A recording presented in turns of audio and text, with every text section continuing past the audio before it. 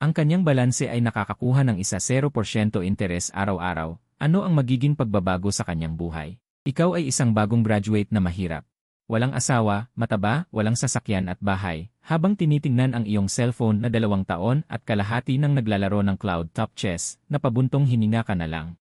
Kung akala mo ang buhay ay isang laro ng chess, ang iyong pag-aaral sa kolehiyo ay tila nagawa mong magulo. Ding! Natukoy ang pinili ng tadhana sa harap ng screen. Kaagad na magpadala ng 3 dodge at maitali ang sistema ng buhay. Narinig mo ang tunog ng senya sa isip, medyo naguguluhan. Gayunpaman, ang iyong kamay ay hindi sinasadyang nagpadala ng 3 dodge. Ding!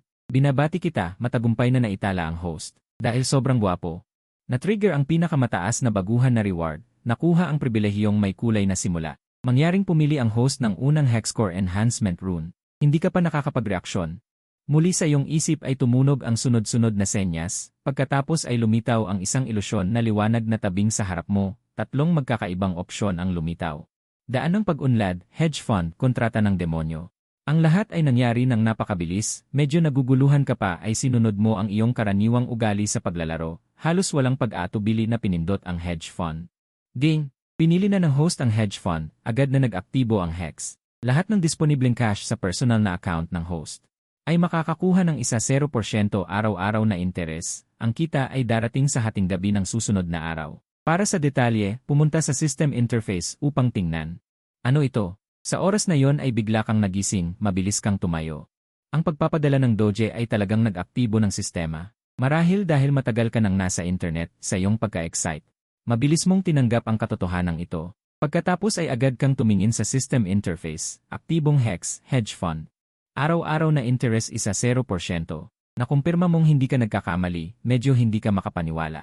Ano ang konsepto ng 0% araw-araw na interest? Karaniwang money market fund ay 2 tandang bawas 3%, mas maganda ay 4%, at ang nasabing kita ay nasa taunang batayan. Araw-araw na interest 0%, kahit ang usura ay hindi ganito kalala. Kung mayroon kang 1 milyon, sa isang buwan ang interest lamang ay 3 milyon. Ang pagnanakaw ng pera ay maaaring mas mabilis, ngunit sino ang maaaring magnakaw ng 100,000 araw-araw? Galit na galit ka, naglakad-lakad sa dorm, pagkatapos ng ilang sandali ay kumalma ka, at napagtanto ang isang bagong problema. Wala kang 1 milyon. Hindi lang ikaw, hindi rin kayang magbigay ng iyong pamilya. Ang lumang bahay ng pamilya ay maaaring nagkakahalaga ng ilang daang libo, ngunit hindi mo naman mapipilit ang iyong mga magulang na ibenta ito. Ipinag-isa mo ang pera mula sa iyong ilang mga bangko. Sa wakas, tinitingnan ang iyong balance na ₱973 yuan, napaisip ka. Walang pag-aatubili, mabilis mong binuksan ang ilang API para sa utang.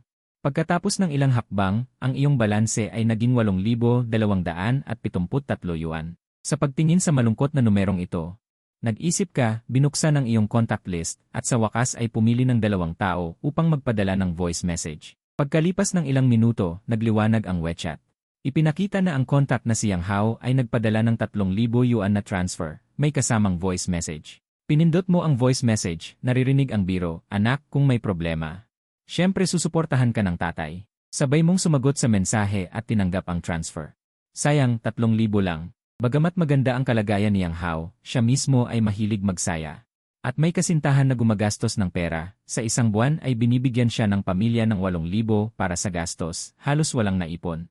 Ang isa pang kaibigan ay hindi pa sumasagot, ngunit hindi ka nag-aalala. Tingnan mo, mga 5 pa lang ng hapon. Humiga ka sa kama at pinag-aralan muli ang sistema. Masyadong nagmamadali kanina. Hindi man lang nasulyapan ang 2 opsyon, hindi mo alam kung ano ang epekto ng daan ng pag-unlad at kontrata ng demonyo.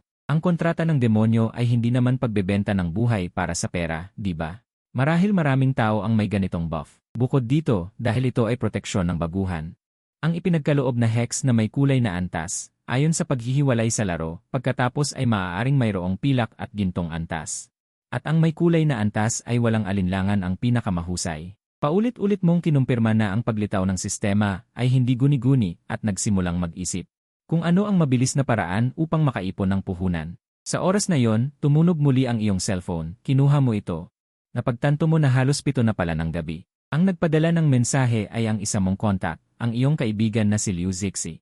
Kaya mo bang bayaran sa loob ng 3 buwan? Simple lang na tanong. Sagot mo agad. Kanina pa tinantiya ko, kahit na 1,000,000 lang ang puhunan, sa isang buwan ay magiging 20 ilang libo. Kaya hindi ka naman nagmamadali, ang paghiram ay para lang mapabilis ang unang bahagi, makatipid ng oras. Pagkalipas ng ilang segundo, nagpadala si Liu Zixi ng transfer. Dingdong, dumating ang 50,000 yuan sa Alipay. Medyo natulala ka, hindi kaya itong tao ay gumagawa ng masamang gawain.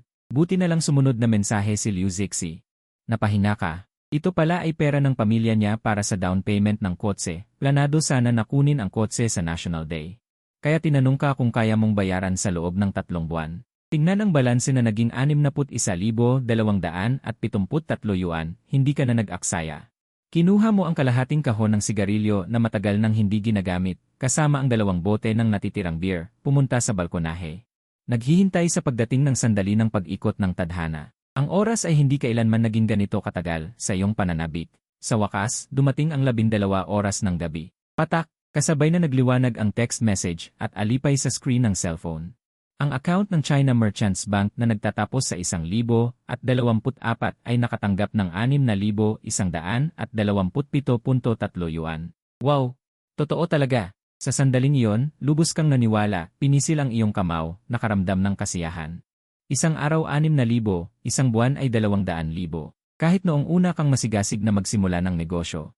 Iniisip ko lang na kung magkakaroon ako ng 10 o 8,000 bawat buwan, magsisikap ako. At ang 6,000 ay simula pa lamang. Kapag nagsimula na ang patakaran ng pagpapatubo ng pera.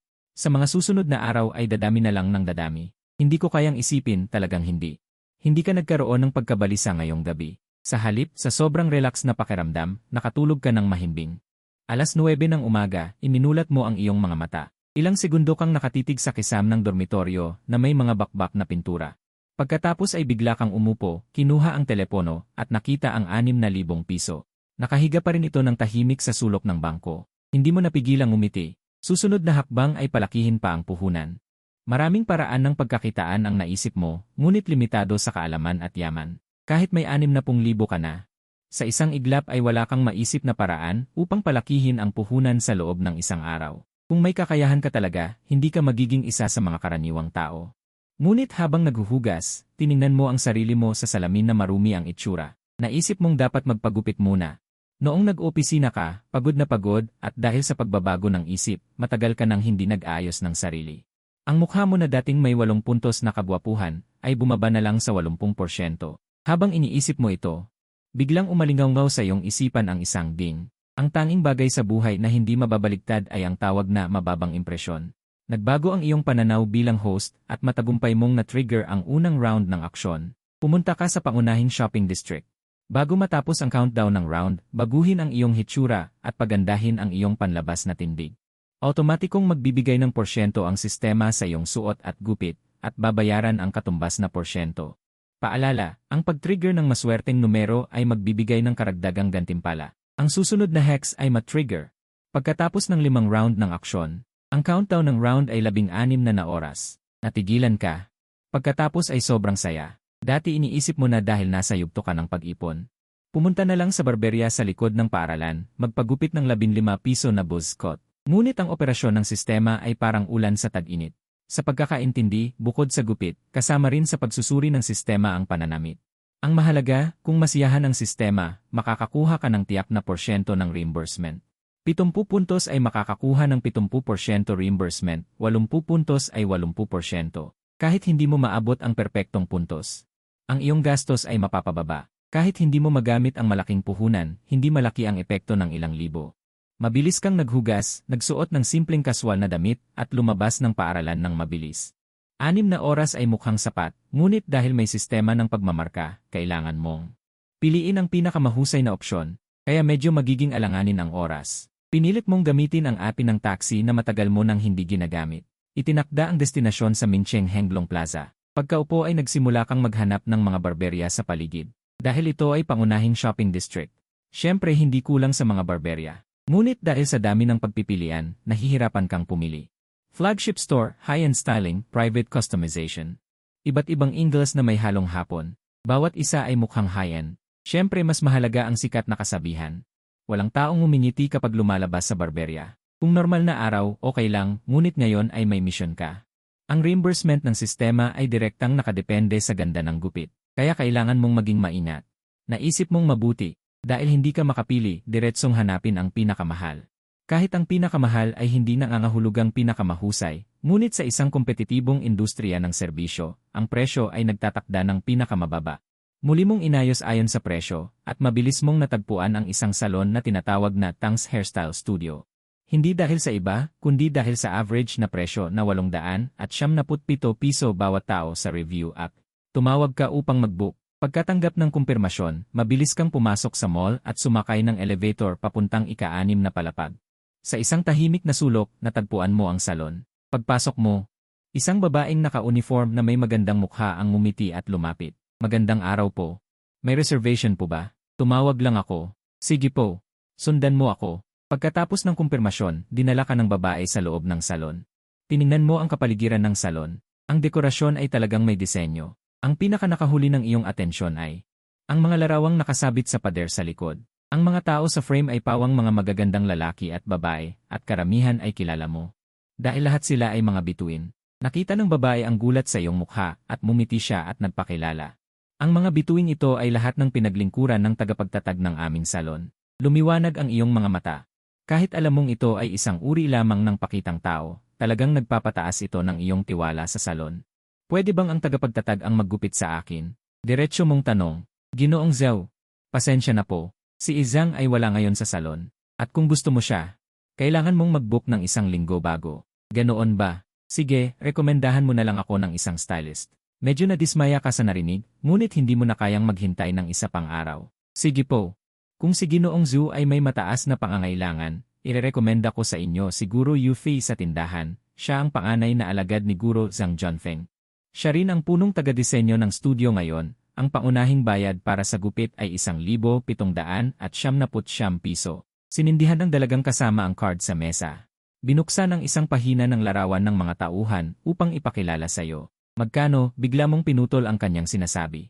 Putya, magpapagupit lang kahit alam mong hindi mura.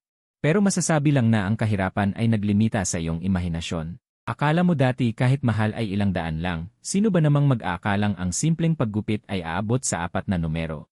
Ang mahal pala ng Soro. Kung kukuha ng guro na yon, hindi ko alam kung magkano, pero baka hindi naman umabot ng 10,000. Kung sa tingin ninyo ay hindi angkop ang presyong ito, mayroon din kaming 100 at 79 at 600 at 79 na piso sa tindahan. Akala ng dalaga na nagrereklamo ka sa mahal, kaya agad siyang nag-inat sa pagsasalita. Hindi, ipagupit na lang kay Guro Yufei ito. Napaisip ka at biglang nagpa siya. Dahil may sistema kang kasama, marahil dahil may komisyon, ang magalang na ngiti ng dalaga ay nagdagdag ng mas maraming sigla. Sumunod ay ang 20 minutong paghuhugas ng buhok. Ang haba ng oras ay dahil ginamit ng dalaga ang propesyonal na masahe. Upang paluwagin ang iyong ulo, ang malambot at mahahabang daliri, kasama ang mabangong pabango ng dalaga, ay nagbigay sa iyo ng kasiyahan. Mayroon din sanang isang malaking espada na inaalok, ngunit dahil nasa countdown ka ng sistema, kailangan mong tanggihan ng may panghihinayang. Pagkatapos, dinala ka ng dalaga sa isang semi-saradong silid, at nakita mo doon si Guro Yufei. Isang binata na nasa 20, ang kanyang sariling gupit ay hindi kapansin-pansin, pero mukhang komportable. Tumango ka sa sarili mo, ito ay tila mas maaasahan kaysa sa mga makukulay na Guro Tony. At napansin mo kanina, ang mga tagagupit sa lawa ay halos lahat ay may mga pangalang Chino, ito lamang ay sapat na upang purihin mo ang tindahang ito. Gawin mo lang ang tingin mong angkop. Basta bagay sa akin, kahit anong gupit ay okay. Sa pag-uusap, seryoso mong sinabi, ang tagagupit na si Yufei ay gumawa ng senyas at nagsimulang suklayin ang buhok. Paminsan-minsan ay ginagamit ang suklay upang sukatin ang dulo ng kilay, gilid ng mukha, at iba pa. Ginoong Zhu, maaari ba kayong tumanggap ng bahagyang pag-estilo ng buhok? Hindi ako tutol pero medyo nagmamadali ako. Kumunot ang iyong noo.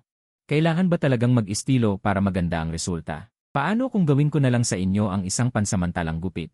Hindi tatagal ng matagal pero makikita ang epekto. Pagkatapos kung gusto ninyo, bumalik kayo sa akin para gawing permanente. CJ, nang tumango ka, nagsimulang magtrabaho si Guro Yufei. Nang ikatlong pagkakataong humiga ka sa labahan ng buhok, malapit na ang katapusan. Pagkatapos maghugas, pinatulo ni Guro Yufei ang scalp essence sa iyo at ginawa ang buong pangangalaga sa buhok. Bago kinuha ang blower upang patuyuin ka. Tapos na. Nang sabihin ni Guro Yufei ang mga salitang ito.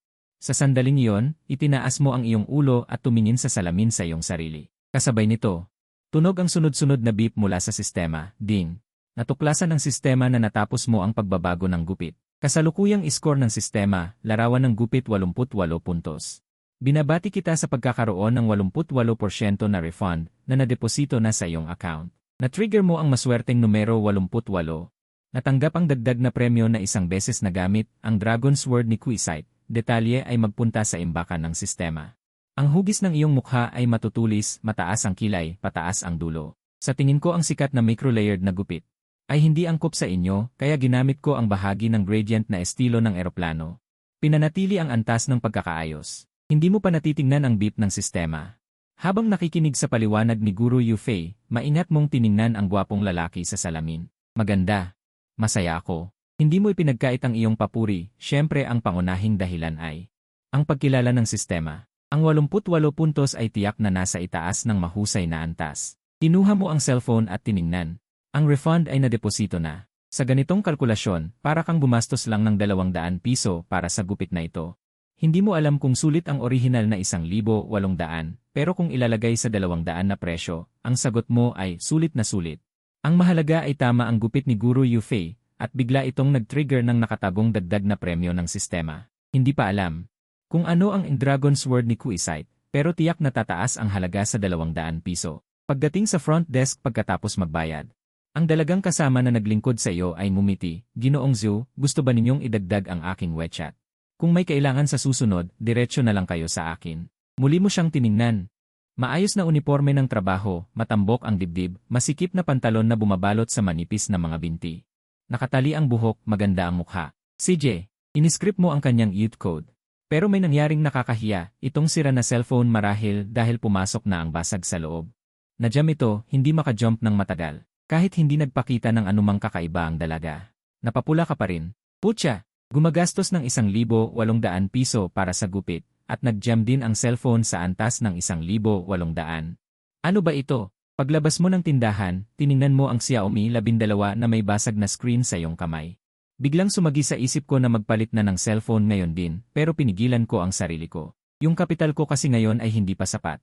Mamaya pa bibili ng damit, tiis-tiis muna. Biglang may tumunog na WeChat message.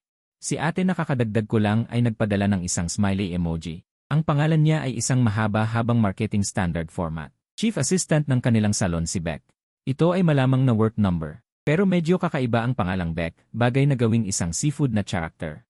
Tapos isasama ko siya sa grupo. Naisip mo ito ng may kasamang kalokohan. Bigla mong naalala na may nakuha kang isang item.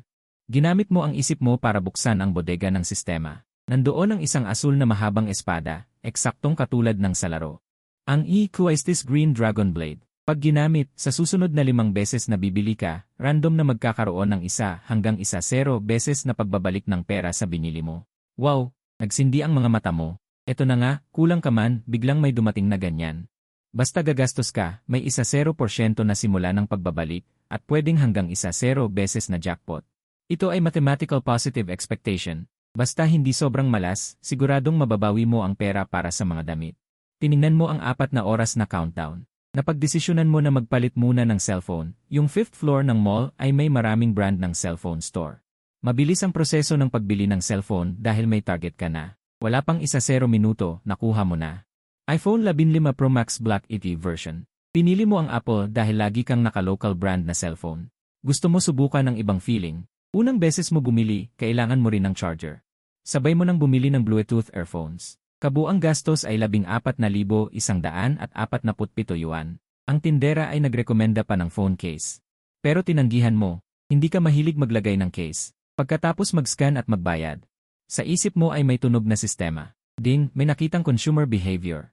Na-activate ang epekto ng Kuisite Green Dragon Blade, nakakuha ka ng 2 beses na pagbabalik ng pera. Ang iyong account ay nakatanggap ng 26,846 yuan. 5 beses ang pagkakataon, sa unang beses ay 2 beses na epekto. Ang nararamdaman mo ay isang salita lang. Saya. Paglabas ng cellphone store, tiningnan mo ang natitira pang 3 oras na countdown. Nauuhaw ka. Pumunta ka sa 3rd floor at naupo sa isang coffee shop. Kailangan mo ring mag-download ng ilang bagay sa cellphone. At manood ng ilang short videos para matuto ng estilo ng pananamit. Inisip mo na hindi ka sapat na uso noon. Sa gwapo mong mukha, pareho lang ang itsura ng anumang damit. Ngayon ay kailangan mong mag-aksaya ng oras para sa huling minutong pag-aaral, Para sa mamayang bibili ng damit, mas mataas ang score ng sistema. Tumingin ka sa baba, ang mga damit sa Henglong Plaza ay talagang hindi mura. Lahat ay international first-class brand. Wala kang alam sa luxury brands dati, hindi mo maisip at hindi mo pinangarap. Pero ngayon, may double support ng reimbursement at consumer refund. Kaya mo nang hawakan. Umupo ka sa rattan chair sa labas ng coffee shop at naghintay ng mag-order. Nagtaas ka ng kilay at tumingin sa hindi kalayuan na naglilingkod na waiter. Kumunot ang noo mo at kumaway. Pero hindi dumating ang waiter, sa halip ay isang batang babae na naghahanap ng pinto ng shop ang lumapit sa'yo. Naguluhan ka nang bigla siyang lumapit sa'yo. Kuya, kumusta ka? Ikaw ba ang umorder ng A Company Travel? Habang nagugulat ka, inilapit ng batang babae ang upuan sa tabi mo at naupo, ngumingiti. Ako si Ranran. First meeting, pakiusap, gabayan mo ako. A Company Travel. Bakit? Ako'y ignorante, hindi ko talaga alam kung ano ito. Nag-isip ka sandali. Saklaw nito ang serbisyo ng pagsama, at maaaring magbigay ng pribadong customized service plan ayon sa pangangailangan ng kliyente. Maraming posibilidad. Tiningnan mo ang ilang reviews. Ang industriya na ito ay tila may masamang reputasyon. Habang hindi ka nagsasalita at nakatingin sa cellphone, may takang sabi ang batang babae, Kuya, bakit hindi mo ako pinapansin? Sa palagay ni Ranran, hindi mo nagustuhan at gusto kang magpalit. Bagaman bihira itong mangyari sa kanya, pero iba-iba ang gusto ng tao. May mga taong hindi gusto ang aking itsura. Medyo nadismaya siya dahil ang lalaki sa harap niya ay talagang gwapo. Sa labas ng kanyang inaasahan, ang ganyang kliyente na may matibay na mukha ay bihira rin. Pero hindi siya masyadong nadismaya. Dahil siya, na parang prototype scanning ng luxury goods, ay nakikita agad na ang lalaking ito ay walang malaking pera. Maliban sa bagong iPhone 15 sa kanyang kamay. Ang buong katawan ay murang mababang uri ng damit. Ibig sabihin, kung tatanggapin niya ang order na ito, huwag umasa ng karagdagang tip. Baka maghagel pa ang kliyente. Itinaas mo ang ulo at magpapaliwanag na mali ang kanyang pagkakakilala. Ngunit nakita mo ang maliit na shoulder bag na Prada na nasa mesa. Naalala mo na iyon ay isa ring luxury brand. At maganda naman ang kanyang pananamit kahit papaano ay nakakasiya sa paningin. Tiyak na mas magaling siya kaysa sayo sa pagpili ng damit. Kaya bigla mong binago ang desisyon. Pasensya na, nag-iisip ako. Ikaw si Ranran, tama? Paano ang singil mo? Hindi ba sinabi sa'yo ng kuya yon? Nagulat si Ranran. Ngunit nagpakilala siya, 1,000 kada araw, mula ngayon hanggang yen ay isang araw. Pwede ring 150 piso kada oras, pero hindi bababa sa 3 oras. Nag-isip ka. Talagang mas mahal kaysa sa game companion. Pero bagay sa kasalukuyang sitwasyon. Gamitin ang 4 o 500 para sa posibleng profesional na payo. Basta mataas ang score, sulit na. Anong gusto mong gawin? Magtanong ka. Kuya, kami ay Pure Green Service. Dapat magkaroon ng respeto sa isa't isa, walang bastos. Kuya, purong berdeng serbisyo kami. Sa proseso, dapat magrespetuhan. Bawal ang malaswa. Nagulat si Ranran na ganun kadiretso magtanong, mabilis niyang sinabi, tapos ngumiti at kumindat sa'yo. Pero kung magkita pa tayo ng ilang beses at magkasundo, baka marami pa tayong magawa. Alam mong nagkamali ang pagkaintindi niya, pero hindi ka nagmamadaling magpaliwanag, sa halip ay mumiti ka ng may tiwala. Magkasundo. Ang halaga ng pagkakasundo ay 10,000 piso, sapat na ba yon? Kahit dati ay hindi siya masyadong nanloloko ng babae, noong kasagsagan niya ay maraming babae ang pumapaligid sa kanya, lahat ng klase ay nakita na niya. Kulang lang siya sa praktikal na karanasan. Ito ang sitwasyon, gusto kong bumili ng ilang damit. Kailangan ko ng taong tutulong sa akin na pumili. Ay ka ba? Oras ay babayaran kada oras. Bumili ng damit? Siyempre pwede, madali lang yan. Ngumiti si Ranran at tumango. Dahil limitado ang oras, umalis na tayo. Sa piling ng isang magandang babae, ayaw na ring uminom ng kape ni Zhuang. Tumayo siya at inaya si Ranran. Sabay silang nagtungo sa elevator. Karamihan sa mga brand ng damit sa Henglong ay nasa una at ikalawang palapag. Pinakamarami sa unang palapag, nagdesisyon si Zhuang na magsimula sa unang palapag. Saan tayo mamimili? Gusto mo bang pumunta sa Nanping Street? Hindi naman ito malayo, maraming tindahan ng damit doon. Paglabas ng elevator, may Uniqlo, Jack Ampersand Jones. Pati na rin Semer, Meters Bonway, naisip ni Ranran. Tiyak na sapat na yon para sa pangangailangan ng isang lalaki tulad ni Zhuang. Pangangailangang mura. Gusto na sanang magsalita ni Zhuang. Biglang nagring ang cellphone ni Ranran. Kumumpas siya kay Zhuang at lumayo para sagutin ang tawag. Hoy, little brother Mao. Ay. Biglang kinansela ng kliyente ang order. Paano yon? Naiintindihan ko. Sige, pupunta na ako agad. Nagulat si Ranran nang ibaba ang tawag. Noon niya lang nalaman na si Zhuang pala ay hindi ang kliyenteng nag-order dati at may isa pang kliyente ang nag-order. Matapos makita ang kanyang litrato, pinili siya. Sinabi pa ni little brother Mao. Nakausap na niya ang kliyenteng iyon, may kaya ito. Basta magsalita si Ranran ng matamis. Tiyak na maraming tip ang matatanggap. Mukhang mas maaasahan iyon kaysa sa kasama ang isang binata sa pamimili, kahit na gusto niya ang itsura ni Zhuang. Iniisip na ang ganitong hindi inaasahang order ay kawili-wili rin, ngunit matapos ang maikling pag-aalinlangan ni Ranran, pinili pa rin niyang magkompromiso sa realidad. Bumalik siya sa tabi ni Zhuang, hindi pa siya nakakapagsalita. Itinuro na ni Zhuang ang mga tindahan sa harap at sinabi, magbigay ka ng mungkahi. Alin sa mga tindahan ang dapat nating unang puntahan? Naguluhan si Ranran dahil ang itinuro ni Zhuang ay ang mga landmark brand sa unang palapag ng Henglong Plaza. Sa isang sulyap, puro Ingles ang mga ito. Logo tulad ng Valencia, Yoga, Dior, Celine, Boxy. Pupunta ka sa mga tindahang ito para bumili ng damit? Ano pa ang gagawin ko sa Henglong Plaza? Medyo nagtataka si Zhuang. Pagkatapos, mahinang sabi ni Ranran. Bahagyang alam ni Zhuang kung bakit nagulat si Ranran, ngunit tamad siyang mag-isip at nainip na lang na nagtanong. Nagmamadali talaga siya. Mayroon. Kung hindi, pumunta muna tayo sa Balenciaga. Medyo mas bata ang estilo nila at bagay din sa'yo. Medyo nauutal muli si Ranran, ngunit sa wakas ay nagbigay na ng mungkahi. Mauna ka. Iling ng ulo ni Zhuang, senyales na mauna si Ranran. Kinagat ni Ranran ang kanyang labi. Matapos mag-alinlangan, dinala niya si Zhuang patungo sa tindahan ng Balenciaga.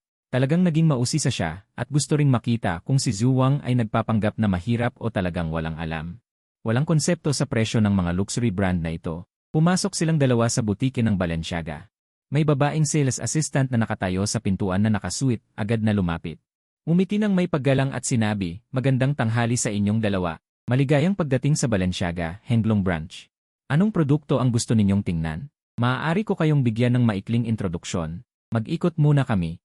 Hindi pa nagsasalita si Zhuang, agad na kumaway si Ranran at sinabi, bakit parang kabado ka? Medyo natawa si Zhuang, tumingin kay Ranran. Umiti ng pilit si Ranran. Siyempre kabado siya. Kahit marami siyang alam tungkol sa luxury, ang personal na pagbisita sa physical store ay bihira lang. At ngayon hindi siya sigurado kung talagang bibili si Zhuang. Sa loob-loob niya ay nagsisimula ng maging awkward. Ito rin ay isang karaniwang nararamdaman ng marami, parang laging. Sa loob-loob niya ay nagsisimula ng maging awkward. Ito rin ay isang karaniwang nararamdaman ng marami, parang laging. Ang paglibot sa ganitong lugar na walang binibili ay isang nakakahiyang bagay. Si Zhuang naman ay walang gaanong iniisip tulad niya, dati, hindi siya papasok sa ganitong lugar, pero ngayon ay may sapat na siyang kumpiyansa. Ang kanyang isip ay kalmado, pero sa unang pagpasok ni Zhuang sa luxury store, hindi naman niya nakitang kakaiba ito, at maganda rin ang serbisyo ng mga tindero, walang mga dramatikong eksena ng pagmamataas. Pagkatapos magsalita ni Ranran, maliban sa 2 bote ng Evian na dinala sa gitna, sa ibang pagkakataon ay sumusunod lang sila sa malayo. Laging nakangiti ang kanilang mga mukha. Sa totoo lang, sa panahon ngayon, ang kompetisyon sa luxury goods industry ay talagang matindi rin.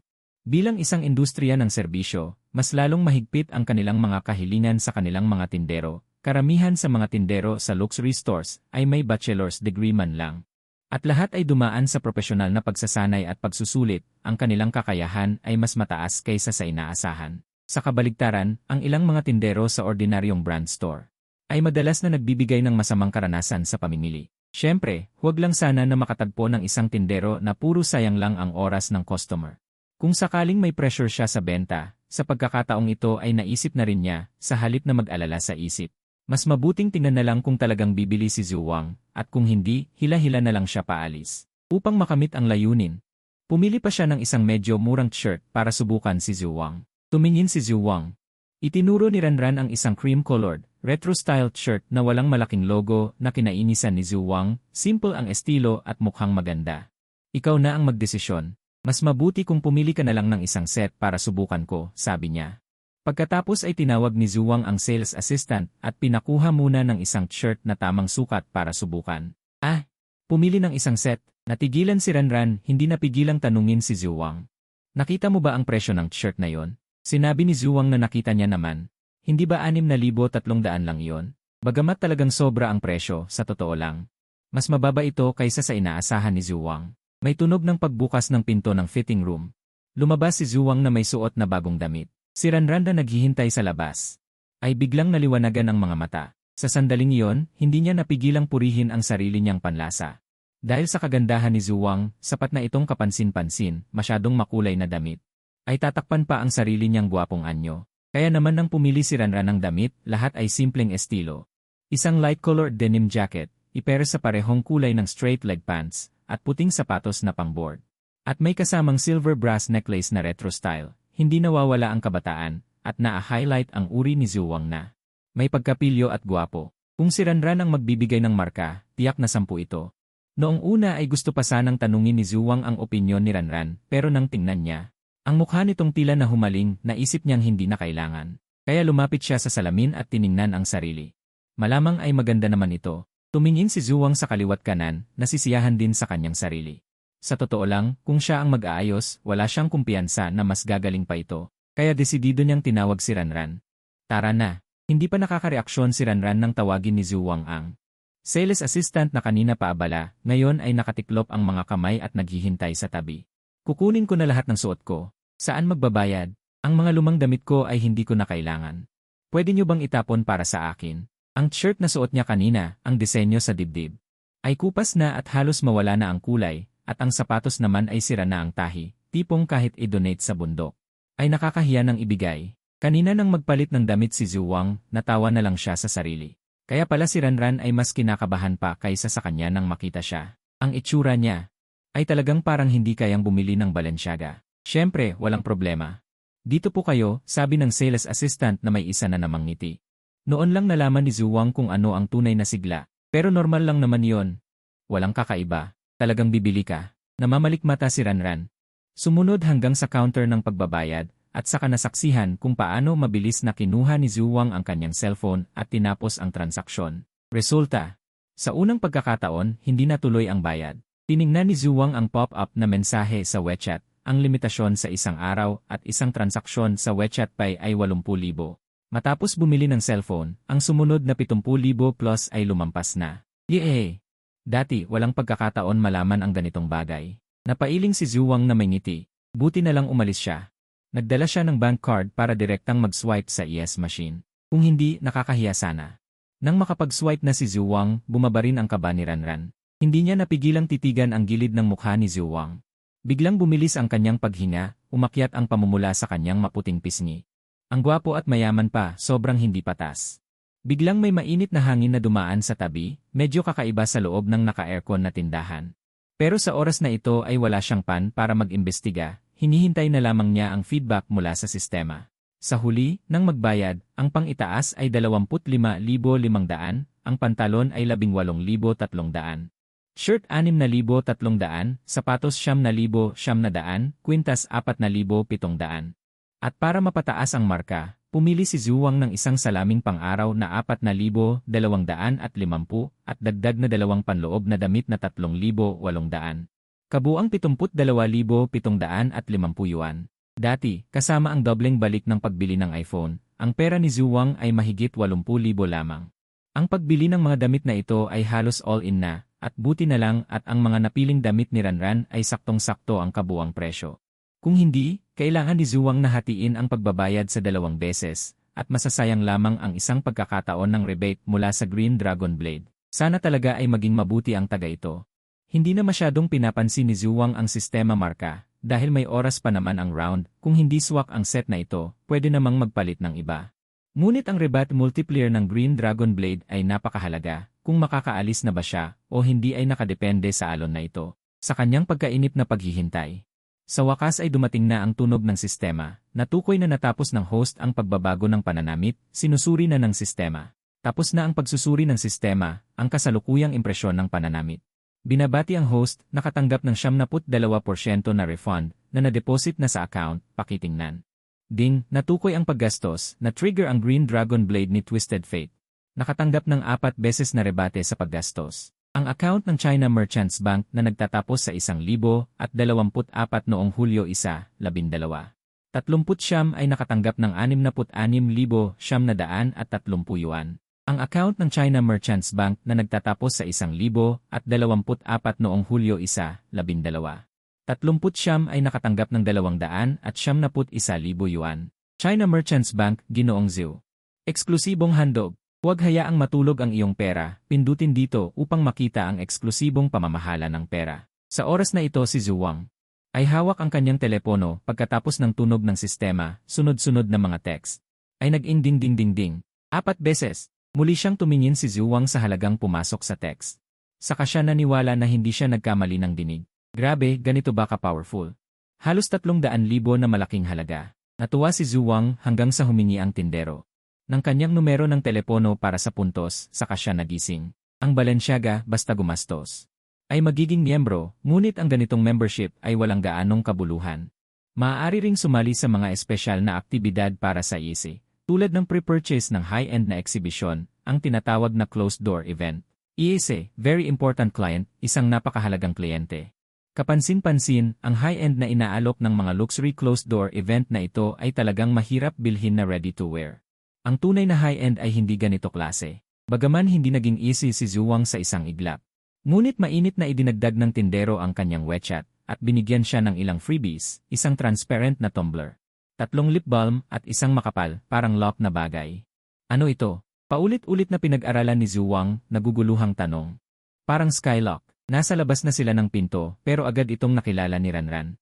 Ito ay dapat na freebie kapag bumili ng Skying Collection, yung tindero ay tiniyak na ibigay lahat ng mga freebies na maaaring ibigay sa'yo. May inggit sa mga mata ni Ranran, malinaw. Sa edad ni Zhuwang at sa kanyang ipinakitang kakayahang gumastos, kahit hindi pa siya ise, ay nakaranas na ng mas mataas na serbisyo kaysa sa ordinaryong miyembro. Skylock. Si Zhuwang ay natawa na lang, para saan niya ito? Kahit na mag-ski siya sa hinaharap. Hindi rin naman niya dadalhin ito. Lahat ito ay mga bagay na hindi ko magagamit, gusto mo bang kunin? Nagtanong si Zhuwang nang walang ingat. Nagulat si Ranran. At kusang tumanggi, hindi yata tama. Kunin mo na. Ayoko na ng dagdag na bag dahil kitang-kita ang pagnanasa sa mukha ni Ranran, diretsong inabot ito ni Zhuwang. Masaya ako sa mga damit na ito, ituturing ko na itong pasasalamat. Buti na lang tag-araw. Bibili nga sana ako ng lip balm. Ang sweet naman ni Kuya, sige, hindi na ako mahihiya. Salamat, Kuya. Ngumiti ng matamis si Ranran, kinuha ang paper bag. Sa kanyang isip, lalong lumaki ang imahe ni Zhuwang. Siyempre, hindi dahil binigyan siya ni Zhuwang ng bagay, kundi dahil sa kanyang pag-ugali na parang walang pakialam sa mga freebie. Sa kanyang walang pakialam na saloobin, marami na siyang taong nakita sa WeChat Moments at Xiao Hongshu na nagpo-post ng mga bagay na ito at marami ang nag-like at sumasamba. Dahil ang mga freebie na ito ay simbolo ng kakayahang gumastos. At huwag mong isipin na libre lang. Sa opisyal na website ng luxury brand, may presyo ang mga ito. Alam ni Ranran na ang transparent na tumbler na ito ay may presyong 1,900 at ang lip balm at skylock ay may kanya-kanyang halaga. Hindi niya alam pero siguradong ilang libo rin ang total nito. Wala itong kinalaman sa kalidad ng mga ito, kundi sa logo lamang at laging may mga taong bibili. May mga taong espesyal na bumibili ng segunda mano at kahit sobrang mahal, iyon ang maganda sa luxury items. Hindi nila dinadaya ang mahihirap. At tingnan si Zhuwang, hindi siya interesado sa mga freebies na ito. Ito ang tunay na mayamang estilo. Tiningnan ni Zhuwang ang countdown ng round. May 2 oras pa, at may 3 beses pa siyang gamitin ang kinglong na espada, ibig sabihin. Makakabili pa siya ng 3 set ng damit ng walang pigil. Pero sobrang limitado na ng oras, dali na tayo. Kailangan pa nating pumasyal sa ibang tindahan, marami kang gagawin. Pagmamadali ni Zhuwang. Wala kang alalahanin, Kuya, ako na ang bahala. Nakatanggap ng regalo si Ranran, sobrang saya, at kusang niyang yumakap sa braso ni Zhuwang. Mainit ang panahon, manipis ang kanyang blusang tag-init. Habang naglalakad sila, naramdaman ni Zhuwang ang parang banayad na pagdampi, napakalambot Ang sinasabi ni Zhuwang ay tela ng damit. Sa ikalawang tindahan, pumili si Zhuwang ng isang lumang luxury brand. Sa totoo lang, hindi masyadong gusto ni Zhuwang ang estilo ng Isi dahil kilala ito sa paggawa ng bagahe.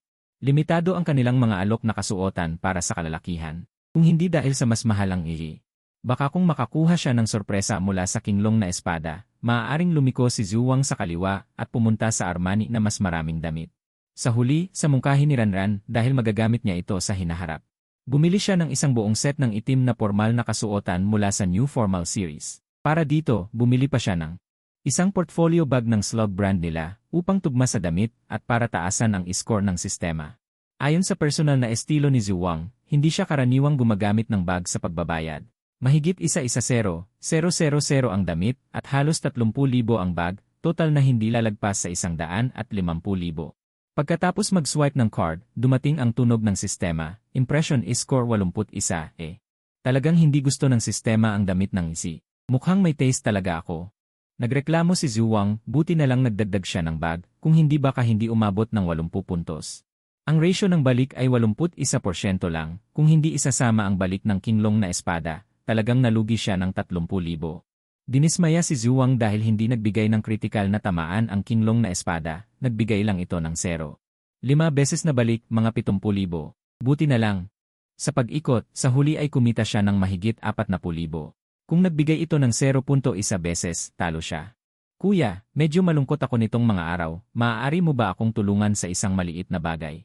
Tatawagin ni Zhuang si Ranran papunta sa susunod na tindahan, ngunit tumigil si Ranran. Para bigyang diin. Na maliit lang ito, pinagdikit ni Ranran ang kanyang dalawang daliri at inihalin tulad. Napaka-cute ng anyo. Sabi mo, ganito. Gusto kong magpalit ng wallpaper ng screen ng cellphone, dahil sabi nila kapag malungkot, dapat laging tumingin sa mga gwapo. Pero wala akong mahanap na angkop na larawan, kaya maaari ba kitang kunan ng litrato? Nakatalikod si Ranran, bahagyang yumuko, at may maningning na mga mata. Na nakatitig kay Zhuang. Sa dulo, tumaas ang kanyang labi. At nagpakita ng isang makulit na ngiti. Sa una, hindi maintindihan ni Zhuang nang lantad na ang intensyon ni Ranran. Saka siya napasigaw, grabe. Kumibot ang talukap ni Zhuang at pansamantala. Sa kanyang isip ay dalawang salita na lamang. Pakinggan, lahat ay maupo at makinig. Ano ang ibig sabihin ng marunong magsalita? Kahit para sa kanyang sariling litrato, si Ranran ay parang nagmamakaawa at sinabi pa na gagamitin ang larawan para sa wallpaper ng kanyang cellphone. Sabay papuri kay Zhuang. Sino ang hindi malilito? Nagpasya si Zhuang na bawiin ang kanyang naunang hatol. Ang babaeng ito, paano siya matatawag na mapanlinlang? Kahit ang Diyos. Pumarito, ito ay isang mabait na kapatid na nakakaintindi. Siyempre walang dahilan si Zhuang upang tumanggi, at wala rin naman. Na normal na lalaki ang tatanggihan ang ganitong kahilingan mula sa isang maganda at may itsurang babae.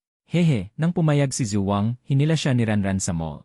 Patungo sa isang pandekorasyon na pader, kinuha ang kanyang cellphone, at nag-click ng maraming beses. Pagkatapos, lumapit si Ranran gamit ang cellphone. At tinanong si Zhuang kung may hindi siya nagustuhan na litrato. Sa totoo lang, maganda ang mga litrato ni Ranran. Nakuha namin ni Ranran ang isang litrato kasama. Sa oras na yon, biglang tumunog ang cellphone ni Ranran. Nakita ni Zhuang na ang tawag ay mula sa isang contact na Xiao Maoje. Ay! Nako, biglang naalala ni Ranran na may kliyente pa pala siyang naghihintay. Ano yon? Nagtaka si Zhuang. Wala lang. Napakabilis ni Ranran na pinatay ang tawag at itinakda ito sa silent mode. Bumalik siya sa dati niyang ngiti. Kuya, saan tayo pupunta ngayon? Versus. Sinabi ni Zhuang nang walang pakundangan. Wala siyang gaanong kaalaman tungkol sa mga luxury brand, kaya itinuro niya na lamang. May panlasa ang kuya. Ang mga damit ng Versace ay may natatanging disenyo. Gusto ko rin ang brand na ito. Agad na sumigaw si Ranran. Si Zhuang ay napakabait na lalaki. Natural, hindi niya babasagin ang kanyang performance. Kaya pumunta sila sa basement floor para sa Versace. Sa daan, natural na kinuha ni Ranran ang mga shopping bag mula kay Zhuang. At inilagay ang kanyang maliit na kamay na pinunasan ng wet wipe sa palad ni Zhuang. Malamig ito at lalong nagpabuti sa karanasan ng pamimili ni Zhuang. Pumili sila ng isang set ng casual na damit na malaki sa Versace. Kabuang gastos ay 73,000. Ang score ng system ay 73, mas mataas ng 1 puntos kaysa sa Balenciaga. Ngunit hindi pa rin nag-trigger ang lucky number. At tila ubos na ang swerte ni Zhuang. Ang kinglong knife ay nag-trigger lamang ng 0.3 beses. 3 beses. Sa kabuuan, kumita siya ng 20,000. Sa oras na yon, ang pera sa card ni Zhuang ay dumaan sa sunod-sunod na pag-ikot.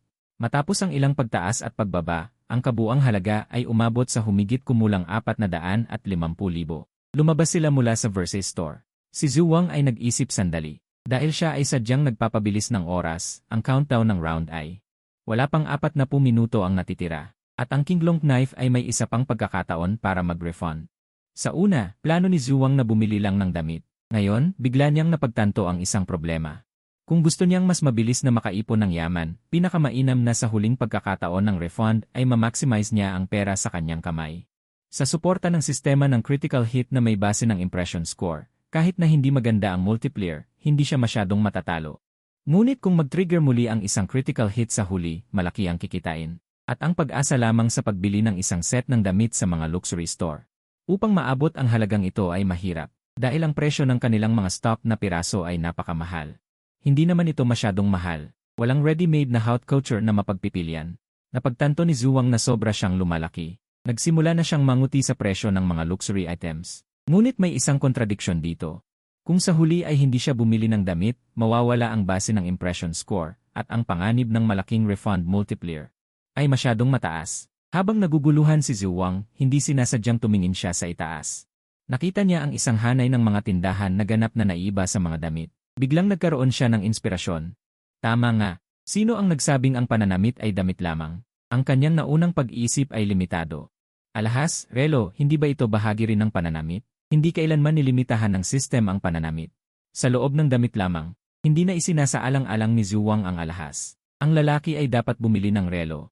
Kaya, direktang dinala ni Zhu Wang si Ranran sa unang palapag ng mall.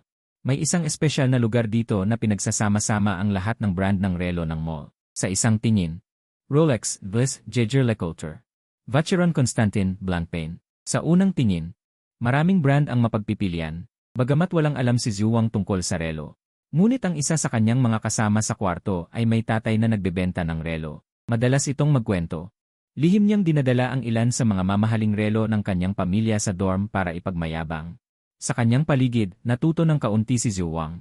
Una, diretso ang Rolex. Maraming beses nang sinabi ng kanyang kasama kung gaano kahirap bumili ng Rolex. Kapag nagtanong sa brand store, hindi nila aminin ang tungkol sa bundling. Kapag nagtanong, lahat ay listahan ng presyo, ngunit walang stock. Sa totoo lang, lahat ng stock na dumating, karamihan ay inaagaw ng mga dealers. At isa pang nakakatuwang bagay ay napakaraming peking Rolex. Nakita ni Zhu Wang ang isang balita na maaaring hindi totoo. 10 tao sa isang hapunan.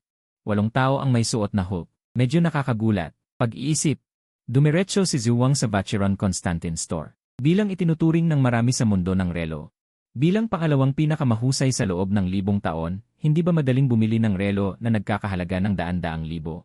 Bibili ba ng relo ang kuya? Si Ranran, na may dalang maraming shopping bag, ay masunuring sumunod kay Zhu Wang. Nang makita niyang pumunta si Zhu Wang sa lugar ng relo, nagtatakang nagtanong siya. Tingnan kung may angkop. Masiglang nakipag-usap si Zhu Wang sa kanya ng ilang salita. Ngunit sa lalong madaling panahon natuklasan niya na ang kaalaman ni Ranran sa mga relo ay limitado lamang sa pag-alam na ang Rolex ay astig. At ang Patek Philippe ay sobrang astig, ganap na pamantayang antas ng isang ordinaryong tao, kaya nawalan siya ng interes. Pagpasok sa Vacheron Constantin, paglabas ng Vacheron Constantin, ang buong proseso ay 8 minuto lamang. Hindi naman si Zhu Wang ay walang interes sa relo. Sa katunayan, matapos marinig ang kanyang pangangailangan, mabilis na nagpakita ang tindera sa ipad. Sa kanya ng isang relo mula sa klasikong serye ng Vacheron Constantin, ang Q Overseas 125. Champagne pink gold at magandang asul na dial, may presyong 41,000. Nagustuhan din ito ni Zhu Wang, ngunit nang handa na siyang bumili, doon niya nalaman na walang stock. Sige, magsabi ka ng iba, walang tigil na nagtanong si Zhu Wang ng ilang modelo, at tulad ng inaasahan. Lahat ay walang stock, tanging ang ilang babaeng relo sa display case ang pwedeng bilhin agad. Karamihan sa mga sikat na modelo ay kailangan ng pila, at maaaring taon ang aabutin. O hindi. Hindi nila ito tinatawag na pila, kundi pagsulat ng wishlist. Tandaan ito. Doon na pagtanto ni Zhu Wang na hindi lang Rolex ang naglalaro ng hunger marketing. Puno ng pagkabigo, bukod sa Vacheron Constantin na tindahan, tiningnan ni Zhu Wang. Tiningnan ang natitirang mga tatak ng relo. Dahil kalahating oras na lang, direkta na niyang kinuha ang Jaeger-LeCoultre at Blancpain. Lahat sila. Ang antas ng dalawang ito ay hindi gaanong malayo sa Vacheron Constantin. Hindi naman pwedeng wala ng stock ang isang tindahan, di ba? Agad na ginawa, hinila ni Zhu Wang si Ranran ng mabilis. At pumasok sa Yeye na tindahan. Magandang araw po, maligayang pagdating sa Yeye na tindahan. Diretso na po sa relo. Nang marinig na ang manager mismo ang mag-aasikaso, malinaw na natutuwa si Zhu Wang. Hindi pa nakakapagsalita si Zhu Wang, ngunit biglang may isang boses mula sa labas ng tindahan. Nakita niya ang isang lalaki na mga 30 taong gulang, ahit ang ulo, nakatayo sa labas ng tindahan, nakakunot ang noo. At kumakaway kay Ranran na nasa tabi ni Zhu Wang. Ayos, dumiretso na si Kuya Mao. Nang makita ni Ranran ang lalaki, hindi maiwasang dila-dila siya sa kaba. Mabilis niyang inilapag ang mga shopping bag. At sinabi kay Zhu Wang, Kuya, sandali lang po ako. Babalik ako agad. Pagkasabi nito, hindi na naghintay ng tanong ni Zhu Wang. Tumakbo si Ranran palayo. Bagamat naguguluhan si Zhu Wang, kakakilala lang naman niya kay Ranran.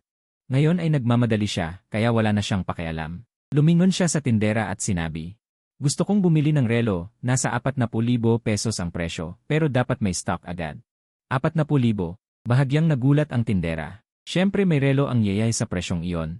Ngunit hindi gaanong umiinda, kaya ito ang unang pagkakataon na may customer na dumating at naghanap ng 40,000 na relo. Mabilis na bumalik sa normal ang ekspresyon ng tindera, ngunit may pag-isip sa kanyang mata. Sige po. Sir, dito po. Inakay ng tindera si Zhuang sa area, ngunit hindi siya umupo. Sa halip, pumunta siya sa kabilang counter. May isang lalaking nakasuot ng suit, nakayuko at nagbabasa ng isang bagay. At may sinabi ng mahina. Nang nagtaka si Zhuang, lumingon ang lalaking nakasuit at tumingin. Pagkatapos ay lumapit na may ngiti. Sir, magandang araw po. Ako po ang manager ng Yael Henglong branch, apelyido ko ay Cao. Narinig ko po mula kay Xiao Zhu ang inyong pangangailangan. Dahil malaki ang inyong budget, mas mainam siguro kung ako na ang mag-eksplika sa inyo. Pwede po ba? Sige, pero huwag nang ipaliwanag ang kasaysayan ng brand at iba pa. Diretso na pag-usapan ang relo. Nang marinig na ang manager mismo ang nag-aasikaso, halatang masaya si Zhuang. Dahil baka mas mabilis ang proseso. Mukhang hindi kayo estranghero sa US, kaya gusto ko munang kumpirmahin. Dahil may isa akong customer na may parehong layunin, kayo rin ba ay para sa limitadong edisyon ng Ocean Timer Perpetual Calendar? Ngumiti at nagtanong si Manager Cao. Natigilan si Zhuang, alam niyang baka may mali silang pagkakaintindi, ngunit tumango siya ng walang pag-aalinlangan. Kung iyon ang 40,000 na modelo, malamang iyon nga. Gusto ko munang makita ang stock, meron ba? Siyempre, narito mismo sa tindahan. Ang dating nag-book nito. Dahil sa personal na dahilan, hindi na ito binili. Sa totoo lang, kahapon lang ito dumating mula sa eroplano. Ngayon lang ito na-deliver sa aming tindahan. Hanggang ngayon, 3 oras pa lang ang nakalipas. Paliwanag ni Manager Cao.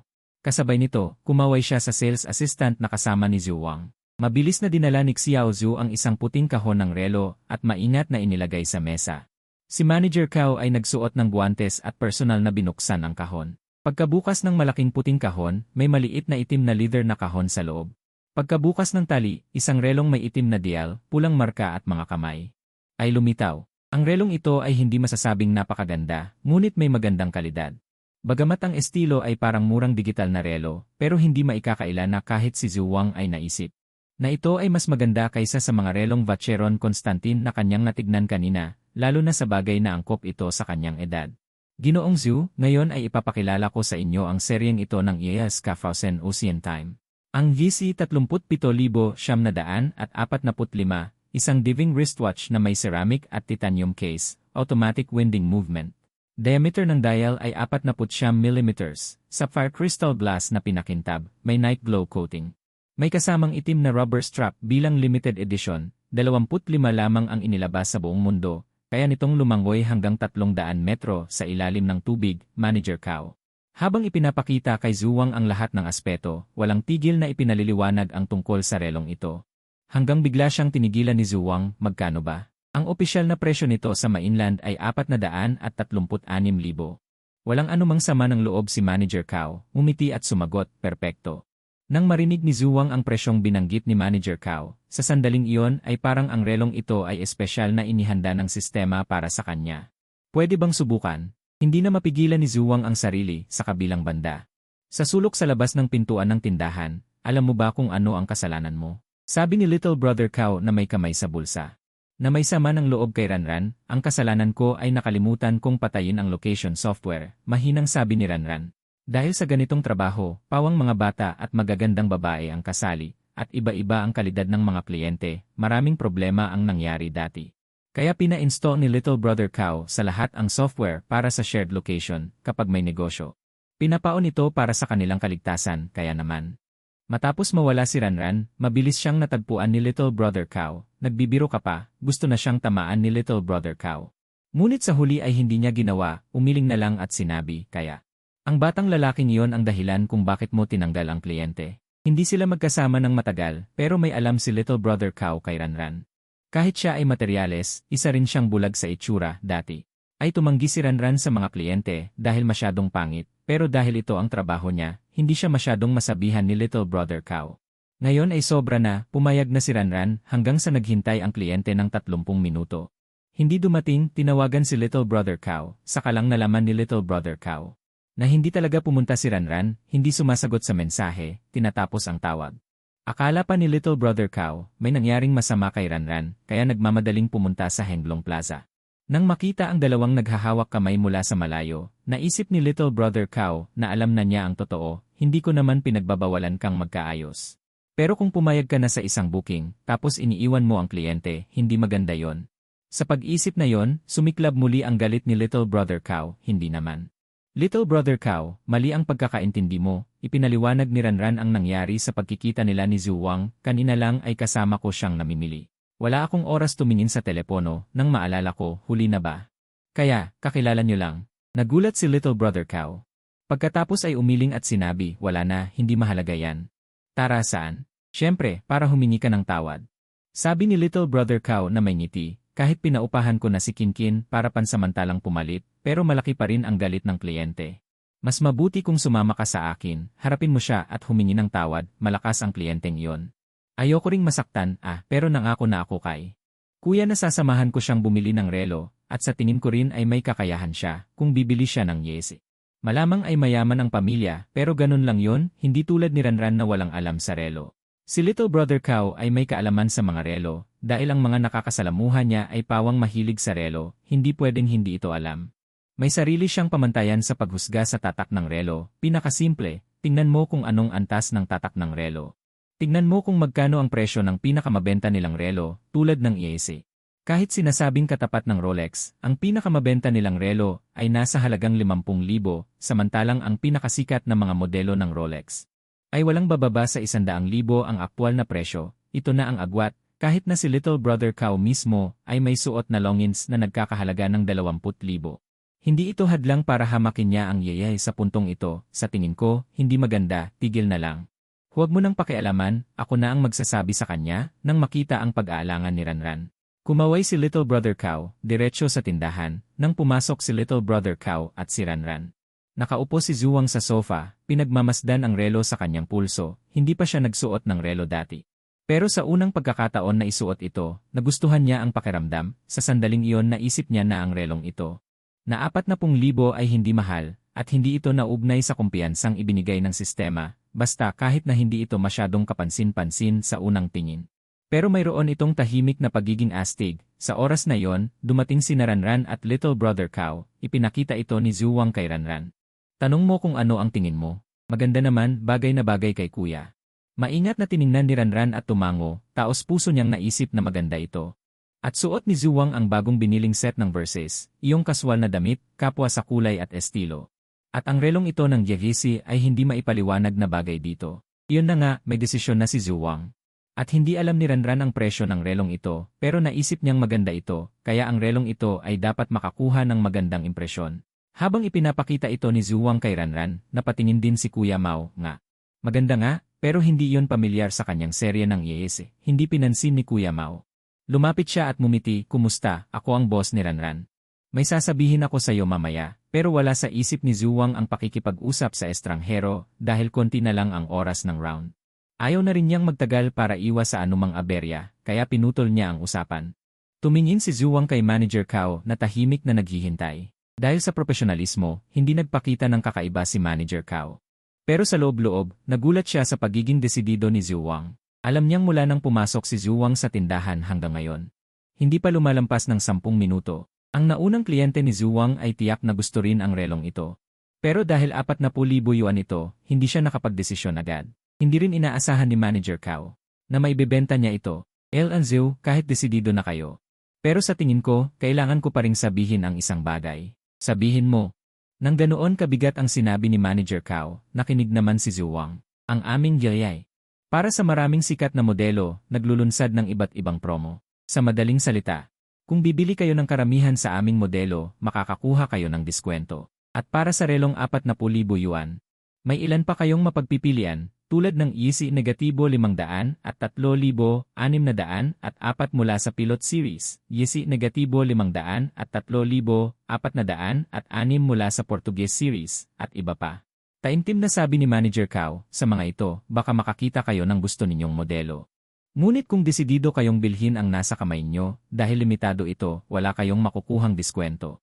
Kailangan nyong bilhin sa presyong 436,000 yuan. Kaya, habang nagpapaalala si Manager Cow kay Zhuang, si Kuya Mao na kumuha ng tsarera at nagbuhos ng tubig ay nabulunan. Nagulantang siyang tumingin, hindi alam kung kay Zhuang o sa relong nasa kamay nito. Magkano? Ano ang sinabi ninyo? Magkano? Akala niya ay baka mali ang narinig. Ang relong ito, sinabi ninyong 400,000. Hindi naman si Kuya Mao isang taong mahina ang pasensya, ngunit sa sandaling iyon, hindi niya mapigilan ang bahagyang pagkunot ng kanyang mukha. Naputol ang sinasabi ni Manager Cao dahil sa ubo niya, hindi man lang tumingin si Zhu Wang. Sumunod, gumawa ng senyales ng paghingi ng tawad si Kuya Mao. Kumpara kay Kuya Mao, bagaman nagulat din si Ranran na 400,000 ang relo. Pero nakita na niya kung gaano kaluwag gumastos si Zhu Wang sa luxury store, kaya hindi siya masyadong nagulat. Sa halip, parang natural lang ito. Kahit hindi natapos ang sinabi ni Manager Cao, naintindihan na ni Zhu Wang ang ibig sabihin nito. Iyon ay, kung bibili si Zhu Wang ng ibang relo sa parehong presyo, malamang makakakuha siya ng diskwento. Pero ang relong ito ay kailangan bilhin sa orihinal na presyo, medyo dehado. Si Manager Cao ay talagang nag-iisip para sa customer. Ano pa ang masasabi ko sa ganitong karanasan sa pamimili? Napaisip si Zhu Wang at mumiti, salamat. Ngunit wala na akong ibang gusto. Ay swipe na lang. CJ, mangyaring maghintay. Hindi na nagdagdag pa si Manager Cao at pumunta sa counter para kunin ang ES terminal. Hanggang sa naprint ang resibo na may 436,000 rendy, sa kalubos na kinumpirma ni Kuya Mao na ang batang lalaking ito ay talagang gumastos ng mahigit 400,000. Bumili ng yayay. Brat, yan ay SYA. Maraming putek sa isip ni Kuya Mao na hindi maipaliwanag. Hindi dahil sa 400,000 na relo ay mabigla siya. Nakita na niya ang mga relo na milyon ang halaga. Ang problema ay ito ay ihisi. Walang iba dahil sa presyong ito, napakaraming mapagpipilian. Audemars Piguet, Vacheron Constantin, Alange Shin, Patek Philippe ay mabibili na ng magandang serye. Kunin halimbawa ang sarili niyang Longines. Kahit ang Longines na tinatawag na entry-level ay may 60,000 tandang bawas 70,000 na modelo. Pero kung may budget, sino ang pipili ng Longines? Kahit hindi pag-usapan ng status, sa pananaw ng pagpapanatili ng halaga, ang Rolex ay talagang mas magaling kaysa sa Yeezy. Ang Yeezy ay kilala na maraming stock at mabilis bumaba ang presyo. Huwag niyong sabihin na limitado o hindi, ang Yeezy na ito sa inyong kamay. Ilang tao ang makakakita na limitado ito? Ngunit nang kumalma si Kuya Mao at mag-isip, nagbago ang tingin niya kay Zhu Wang. Dahil nakita niya na talagang gusto lang ni Zhu Wang ang relo, hindi nag-isip ng iba. Kung may bibili ng mamahaling bagay na hindi iniisip ang financial value, ibig sabihin hindi niya kailangan ang perang iyon. Narinig ni Kuya Mao na sabi ng isang boss, mula sa perspektiba ng asset allocation, ang relo at kotse ay hindi ang pangunahing gastos nila. Ginagamit lang ito para pampaganda ng kanilang imahe. Ang 1 milyong asset ay makatuwirang bumili ng 1.2 milyong relo. At ang 400,000 tandang bawas 500,000. Higit sa lahat, sa edad ni Zhu Wang. Malamang pera ito mula sa pamilya at siya lang ang pumunta. Ibig sabihin, baon lang niya ito. Habang lalong nag-iisip si Kuya Xiao, mas natatakot siya. Anong uri ng pamilya kaya ang pinanggalingan ng batang ito? Sa gitna ng kanyang mga haka-haka, nakarating na si Zhu Wang sa harap ng full-length mirror sa tindahan, pinagmamasdan ang sarili. Hinihintay ang hatol ng sistema, hindi masyadong mataas ang inaasahan niya. Basta't magkaroon lang ng kahit isang beses na pagbalik mula sa Kinglong Blade. Para hindi masayang ang gastos na ito. Ding, dumating na ang tunog ng sistema sa wakas. Natukoy na natapos ng host ang pagbabago ng kasuotan. Punto ng sistema, tapos na ang pagmamarka. Kasalukuyang impresyon ng kasuotan, 77. Binabati ang host, makakakuha ng 77% refund, na isang lana sa account. Mangyaring suriin, na-trigger ng host ang maswerteng numero na 77, nakatanggap ng dagdag na premyo, isang training book ni Fiora. Para sa detalye, tingnan sa warehouse ng sistema. Ding, natukoy ang gawain ng pagbili. Na-trigger na ang epekto ng Kinglong Blade ni Twisted Fate, nakatanggap ng 3 beses na refund. Paalala, naubos na ang enerhiya ng Kinglong Blade ni Twisted Fate, automatikong nawasak. 3 beses. Sa isang iglap, ibang impormasyon ay direktang binaliwala ni Zhu Wang. Ang kanyang atensyon. Lahat ay nakatuon sa impormasyon ng refund. Noong una, wala pang 1 beses ang refund. May kutob na si Zhu Wang. Kaya pumunta ka rito para sa isang bagay. Nagtaka si Zhu Wang. Wala. Kahit na may lumabas na 4 na beses na refund dati, noong panahong iyon, 70,000 lang ang ginastos niya. Ngayon naman, diretsong 400,000 ang ginastos niya. Dingdong, China Merchants Bank. Ang account ni Lin Weihao 1,024 noong Hulyo 1, 15 oras 2 minuto, ay nakatanggap ng 422,920 yuan. China Merchants Bank. Ang account ni Lin Weihao 1,024 noong Hulyo 1, 15 oras 2 minuto, ay nakatanggap ng 138,000 yuan. China Merchants Bank. Minamahal na Yizu, sunod-sunod na text message ang lumabas sa screen ng telepono. Pumasok si Zhu Wang sa api ng bangko at muling nagkumpirma. Huminga siya ng malalim. Para hindi siya mawala ng kontrol dahil sa sobrang excitement. Higit sa 1.7 milyon, hindi madali ito. Mula kaninang umaga na may dalang 60,000 lang hanggang ngayon. Mukhang wala pang 6 na oras ang lumipas. Pasensya na, ako ang walang kwenta. Tahimik na tinanggal ni Zhuang ang kanyang takot. Sa madaling salita, kagabi ay nag-aalala pa si Zhuang para sa 1 milyong puhunan. Pero hindi niya inakala na ganito kabilis maabot ang unang maliit na layunin. Ilang minuto sa harap ng salamin. Matapos ayusin ang emosyon at ekspresyon, bumalik si Zhuang sa reception area, patuloy na nakikinig sa manager na si Cao. Tungkol sa iba't ibang bagay pagkatapos ng benta. Sa wakas, inilagay ang warranty card at resibo sa loob ng gift box. Natapos ni Zhuang ang pinakamalaking transaksyon sa kanyang buhay. Idinagdag ang WeChat ni Manager Cao. Nang malapit nang lumabas ng tindahan, naalala ni Zhuang na tila may nakalimutan siya. Sige, magpatuloy ka. Sino ka nga ulit? Tumingin si Zhuang kay Kuya Xiao na nasa ilang hakbang sa likuran, nagtatanong. Ang pangalan ko ay Maoyi, tawagin mo na lang akong Xiao Mao. Ako ang boss ni Ranran. Mabilis na lumapit si Kuya Xiao, umiti at nagpakilala. Kaya espesyal kang pumunta dahil may kailangan. Nagtatakang tanong ni Zhuang. Wala. Dumaan lang ako, nakita ko si Ranran dito, kaya nag-hello. Walang espesyal. Mabilis na kumaway si Kuya Xiao. Ano? Sana magsaya kayo. Hindi na ako makikialam. Si Ranran sa tabi ay hindi alam. Ang mabilis na pagbabago ng isip ni Kuya Xiao sa sandaling iyon. Naguguluhan siya. Hindi na pala ako kailangang humingi ng tawad. Pinanood ni Zhuang ang mabilis na pag-alis ni Kuya Xiao, medyo nagtataka. Kung tama ang pagkakaalala niya. Noong tinawag ni Kuya Xiao ang pangalan ni Ranran, tila hindi maganda ang kanyang mukha. Kuya, saan tayo pupunta ngayon? Bibili pa ba? Si Ranran na may dalang maraming shopping bag para kay Zhuang. Nakangiting nagtanong, hindi rin alam ni Zhuang kung bakit mas masaya siya kaysa sa sarili niya na may 1 milyon. Hindi na rin niya inimbestigahan. Sa oras na yon, narinig niya ang tunog ng sistema na nagpapahiwatig ng pagtatapos ng round. Napahinga siya ng maluwag at sumunod na dumating ang pagod. Nakakapagod talagang mamili. Hindi alam kung paano nagagawa ng mga babae na masiyahan dito. Balak pa sana ni Zhuang kumain ng masarap sa mall. Wala na siyang ganang kumain. Mas mabuti pang bumalik sa kantina at bumili ng paa ng baboy. Sapat na. Kailangan ko nang umuwi. Umiling si Zhuang. Hindi itinago ni Ranran ang kanyang pagkabigo. Nakasimangot siya, ang ekspresyong iyon ay nagpahina sa loob ni Zhuang. Sabi ko ay gusto kitang yayain kumain, kuya. Alam kong may masarap na Thai restaurant sa itaas. Sa susunod na pagkakataon na lang, may iba pa akong gagawin. Si Zhuang ay may desisyon na sa kanyang isip. Pero hindi naman talaga siya nag-alinlangan. Sige, hintayin ko ang susunod mong pagkakataon, kuya. Si Ranran ay mabilis ding nag-adjust. Agad siyang umiti na parang bulaklak. Siya nga pala. Kailangan ko ring bayaran ang kasama mo sa paglilibot. Scan kita, kuya. Diretso na tayong magdagdag sa WeChat. Nakalimutan mo ba? Kailangan ko pa bang ipadala sa iyo ang mga litrato? Napakurap si Ranran. Akala mo ba hindi ko alam na pwedeng mag-airdrop ang iPhone? Sige na. Akala mo hindi ko alam na pwedeng mag-airdrop ang iPhone? Ayos lang. Ngumiti si Zhuang, binuksan ang e-code ng kanyang business card, at pinaskan kay Ranran. Matapos magdagdag ng kaibigan, sumunod si Ranran kay Zhuang pababa ng hagdan, hanggang sa dumating ang nirentahang sasakyan ni Zhuang. Tinulungan pa ni Ranran na isakay ang mga gamit, saka lang siya nagpaalam kay Zhuang. Mahabang araw ito. Sa susunod na lang ang mga susunod na pangyayari. Wala na si Ranran sa kanyang paningin. Sumandal si Zhuang sa likod ng sasakyan, saka lang siya nakahinga ng maluwag. Ding-dong, ding-dong. Sa oras na ito, 2 mensahe ang sunod-sunod na lumabas. Kinuha ni Zhuang ang kanyang cellphone at nakita na si Ranran nga ang nagpadala ng WeChat. Kuya, magpakilala tayong muli. Hello! Ang pangalan ko ay Su Yajing. At parang gusto niyang patunayan, ang ikatlong mensahe ni Ranran ay isang litrato ng kanyang Naka-blur ang ibang bahagi, maliban sa litrato at pangalan na malinaw.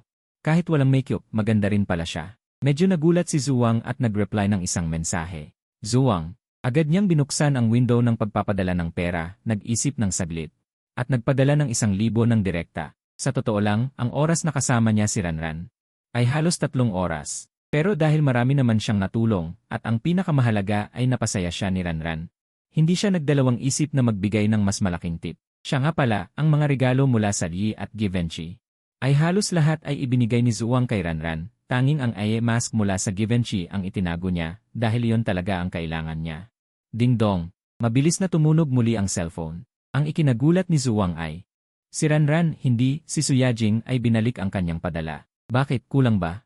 Hindi alam ni Zuwang kung ano ang gagawin, kaya nagpadala siya ng tandang pananong.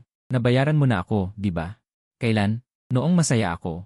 At kapag kasama kita, kuya, masaya ako palagi. Nakatago ang mukha ng dalaga. Hindi alam ni Zuwang kung paano sasagot. Nagsasalita rin pala ng mga sweet lines ang magagandang babae. Pero parang effective naman. Napailing si Zuwang at mumiti. Hindi na niya pinilit na magpadala ng pera. Habang nakikipagkwentuhan kay Suyajing ng walang direksyon. At habang maayos na nagmamaneho ang driver, inilubog niya ang kanyang isip sa system warehouse panel at tiningnan ang impression score. Pagkatapos ay nag-trigger muli ang lucky number. Pero noong mga oras na yon, si Zuwang ay nalubog sa saya ng biglang kayamanan, kaya hindi niya ito natingnan agad. Ngayon lang siya nagkaroon ng oras upang pag-aralan ang bagong gamit na ito. Dahil sa karanasan sa Green Dragon Blade, umaasa si Zuwang. Sa system warehouse, isang aklat na may gintong kinang ay tahimik na nakahiga. Nang hawakan ito ni Zuwang ng kanyang isip, lumitaw ang kaugnay na impormasyon. Ang aklat ng pagsasanay sa kagandahan ni Fiora, kapag ginamit sa loob ng 30 araw, ay unti-unting magwawasto ng kagandahan ng host. Isang malamig at mataas na boses ang umalingaw-ngaw. Tumpak at elegante, ang aklat ng pagsasanay sa kagandahan. Matapos basahin ni Zuwang ang paglalarawan ng system, ito lang ang naisip niya, hindi kasing diretsyo ng Green Dragon Blade na nagbibigay ng material na gantimpala. Ang aklat ng pagsasanay sa kagandahan ni Fiora ay nagpapabuti sa kalagayan ni Zuwang mismo, kahit hindi siya masyadong nasabik. Naisip ni Zuwang na ang Green Dragon Blade ni Twisted Fate ay ibinigay noong nasa 88 puntos siya. Samantalang ang aklat ng pagsasanay sa kagandahan ay ibinigay noong nasa 77 puntos siya. Mula sa pananaw na ito, ipinapakita na sa paghuhusga ng system, mas mahalaga ang aklat ng pagsasanay sa kagandahan kaysa sa Green Dragon Blade. Dahil mas mahirap abutin ang 77 puntos sa impression, ang 30 araw na panahon ay mahaba rin.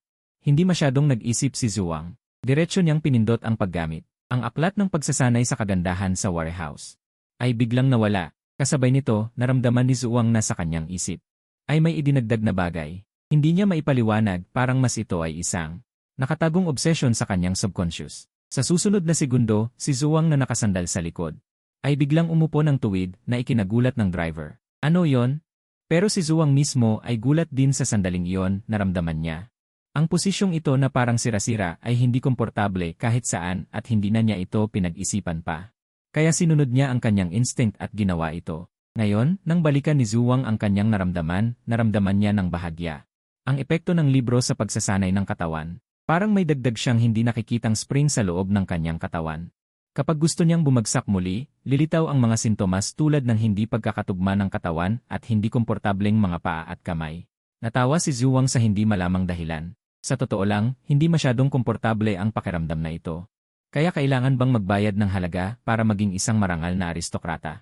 Ngayon, si Zuwang, pakiramdam niya ay nawala sa kanya ang isang bagay na tinatawag na kasiyahan ng paghiga ng patag. Sinubukan ni Zuwang ang maraming iba't ibang posisyon. Sa wakas, nang makarating siya sa pintuan ng paaralan, ang driver na magalang na nagpababa sa kanya. Tumingin sa likod na tuwid, bahagyang nakataas ang ulo. Isang kamay na nakasandal sa bintana ng kotse. Ang mga mata ni Zuwang na malalim ay kakaiba ang tingin. Ikaw talaga, napaka-arte mo. Pumunta ka lang sa isang pribadong sasakyan, ginagawa mo itong parang boss ka, di ba? Si Zuwang na may dalang maraming gamit ay unang bumili ng isang pakete ng malaking siyam na sigarilyo sa pintuan ng paaralan. Pagkatapos ay mabilis na pumunta sa kantina. Nakakuha siya ng malaking order ng kanin na may char siu at manok at baboy na paa.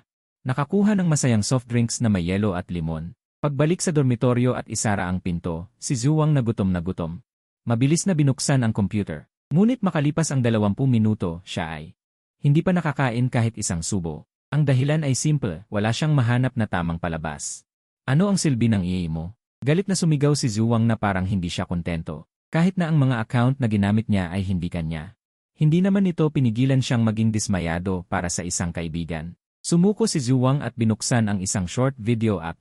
Naghanap siya ng isang random na pagsusuri ng pelikula na tinatawag na ang lalaking ito ay si Xiao Shuai at sa wakas ay nakakain siya ng maayos. Ngunit habang kumakain, ang kakaibang pakiramdam na naramdaman niya habang naglalakad ay bumalik at lalo itong naging halata. Ang libro ng asal ay pilit na itinutuwid ang kanyang paraan ng pagkain. Sa totoo lang, ito ay tungkol sa dalas ng pagkain. Nakita ni Zuwang dati sa balita na ang mabagal na pagkain ay makakabawas sa bigat ng tiyan. Ngunit ang mabagal na pagkain ng baboy na paa ay medyo pahirap. Dapat ay malalaking subo para makuha ang tunay na lasa ng fast food. Ang maliliit na subo. Siyempre, mas nakakaumay habang kumakain. Ngunit hindi na sayang ni Zhuang ang pagkain. Gumugol siya ng 3 beses na mas mahaba kaysa sa normal. Upang matapos kumain. Sa wakas, uminom siya ng isang lagok ng coke. Nakahinga si Zhuang ng maluwag.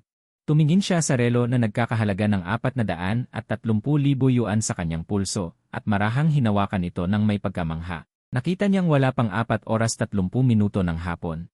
Kahit napagod si Zhuang, wala na siyang antok. Marami pa siyang dapat gawin. Una sa lahat, magbayad ng utang. Kahit na ang ilang pera ay kakapasok lamang, dahil sapat na ang kapital para makuha ang pinakamataas na interes, hindi na kailangang pilitin pang antalahin ang pagbabayad sa iba. Kahit na laging hindi maganda ang kalagayan ng pera ni Zhuang, talagang ayaw niya ang pakiramdam ng may utang. Palaging may pakiramdam na mas mababa ang tingin sa sarili. Inalis niya ang lahat ng utang sa iba't ibang apps, at tinanggal ang mga app na hindi na niya gagamitin. Muli siyang nagpadala kay Yang Hao at Liu Zixi ng 3,000 at 50,000 yuan. Hindi tulad ng direktang pag-swipe ng card, nang magpadala si Zhuang ng pangalawang transaksyon, lumitaw ang isang babala sa limitasyon. Kailangan ni Zhuang na tumawag sa customer service ng bangko upang itaas ang araw-araw na limitasyon bago matagumpay na mailipat ang pera. Kasabay nito, pagkatapos suriin ng customer service ang balance ni Zhuang, inirekomenda rin na pumunta si Zhuang sa isang sangay para baguhin ang uri ng kanyang card upang mas mapagsilbihan siya ng bangko. Narinig na ni Zhuang dati na may antas din ang debit card. Ang normal na araw-araw na limitasyon na 50,000 yuan ay tiyak na hindi sapat para sa kanyang paglalaro sa hinaharap. Kaya talagang kailangan niyang pumunta. Pagkatapos maglipat ng pera, nagpadala si Zhuang ng pulang sobre sa dalawa. Isa ay 88 yuan, at isa ay 188 yuan. May mga nagsasabi na sa tunay na magkakaibigan, hindi kailangan ng ganito. Ngunit iba ang pananaw ni Zhuang. Ang kanyang nakaraang panahon ng kahirapan ay nagturo sa kanya na walang permanenteng relasyon sa mundong ito. Maliban sa mga magulang, walang taong patuloy na magiging mabuti sa iyo ng walang kondisyon. Kung mas pinahahalagahan mo, mas kailangan mong maging maingat. Ang damdamin ay nangangailangan din ng pagbibigay at pagtanggap. Anumang uri ng damdamin kung hindi niya alam na sobra ang halaga.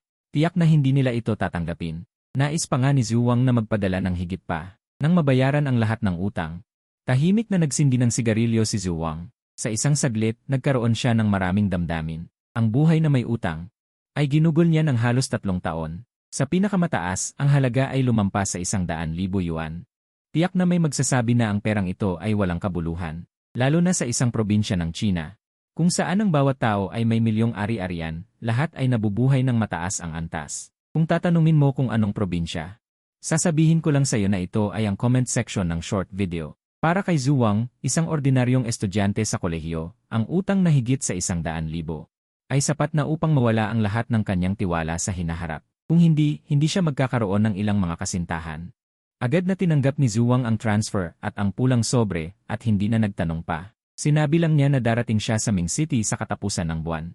At pinaalalahanan si Zhuang na maghanda ng isang mahusay na plano para sa kanyang pagtanggap upang maaliw ang kanyang matandang ama. Sa dulo, nagdagdag pa siya ng isang linya. Hindi ako umiinom kasama ang mga taong walang ikalawang yugto. Nagpadala si Zhuang ng isang sticker na may sinasabing magpapakamatay ako ng isang utot na papatay sa iyo at hindi na pinansin ang pagsigaw ng lalaking ito.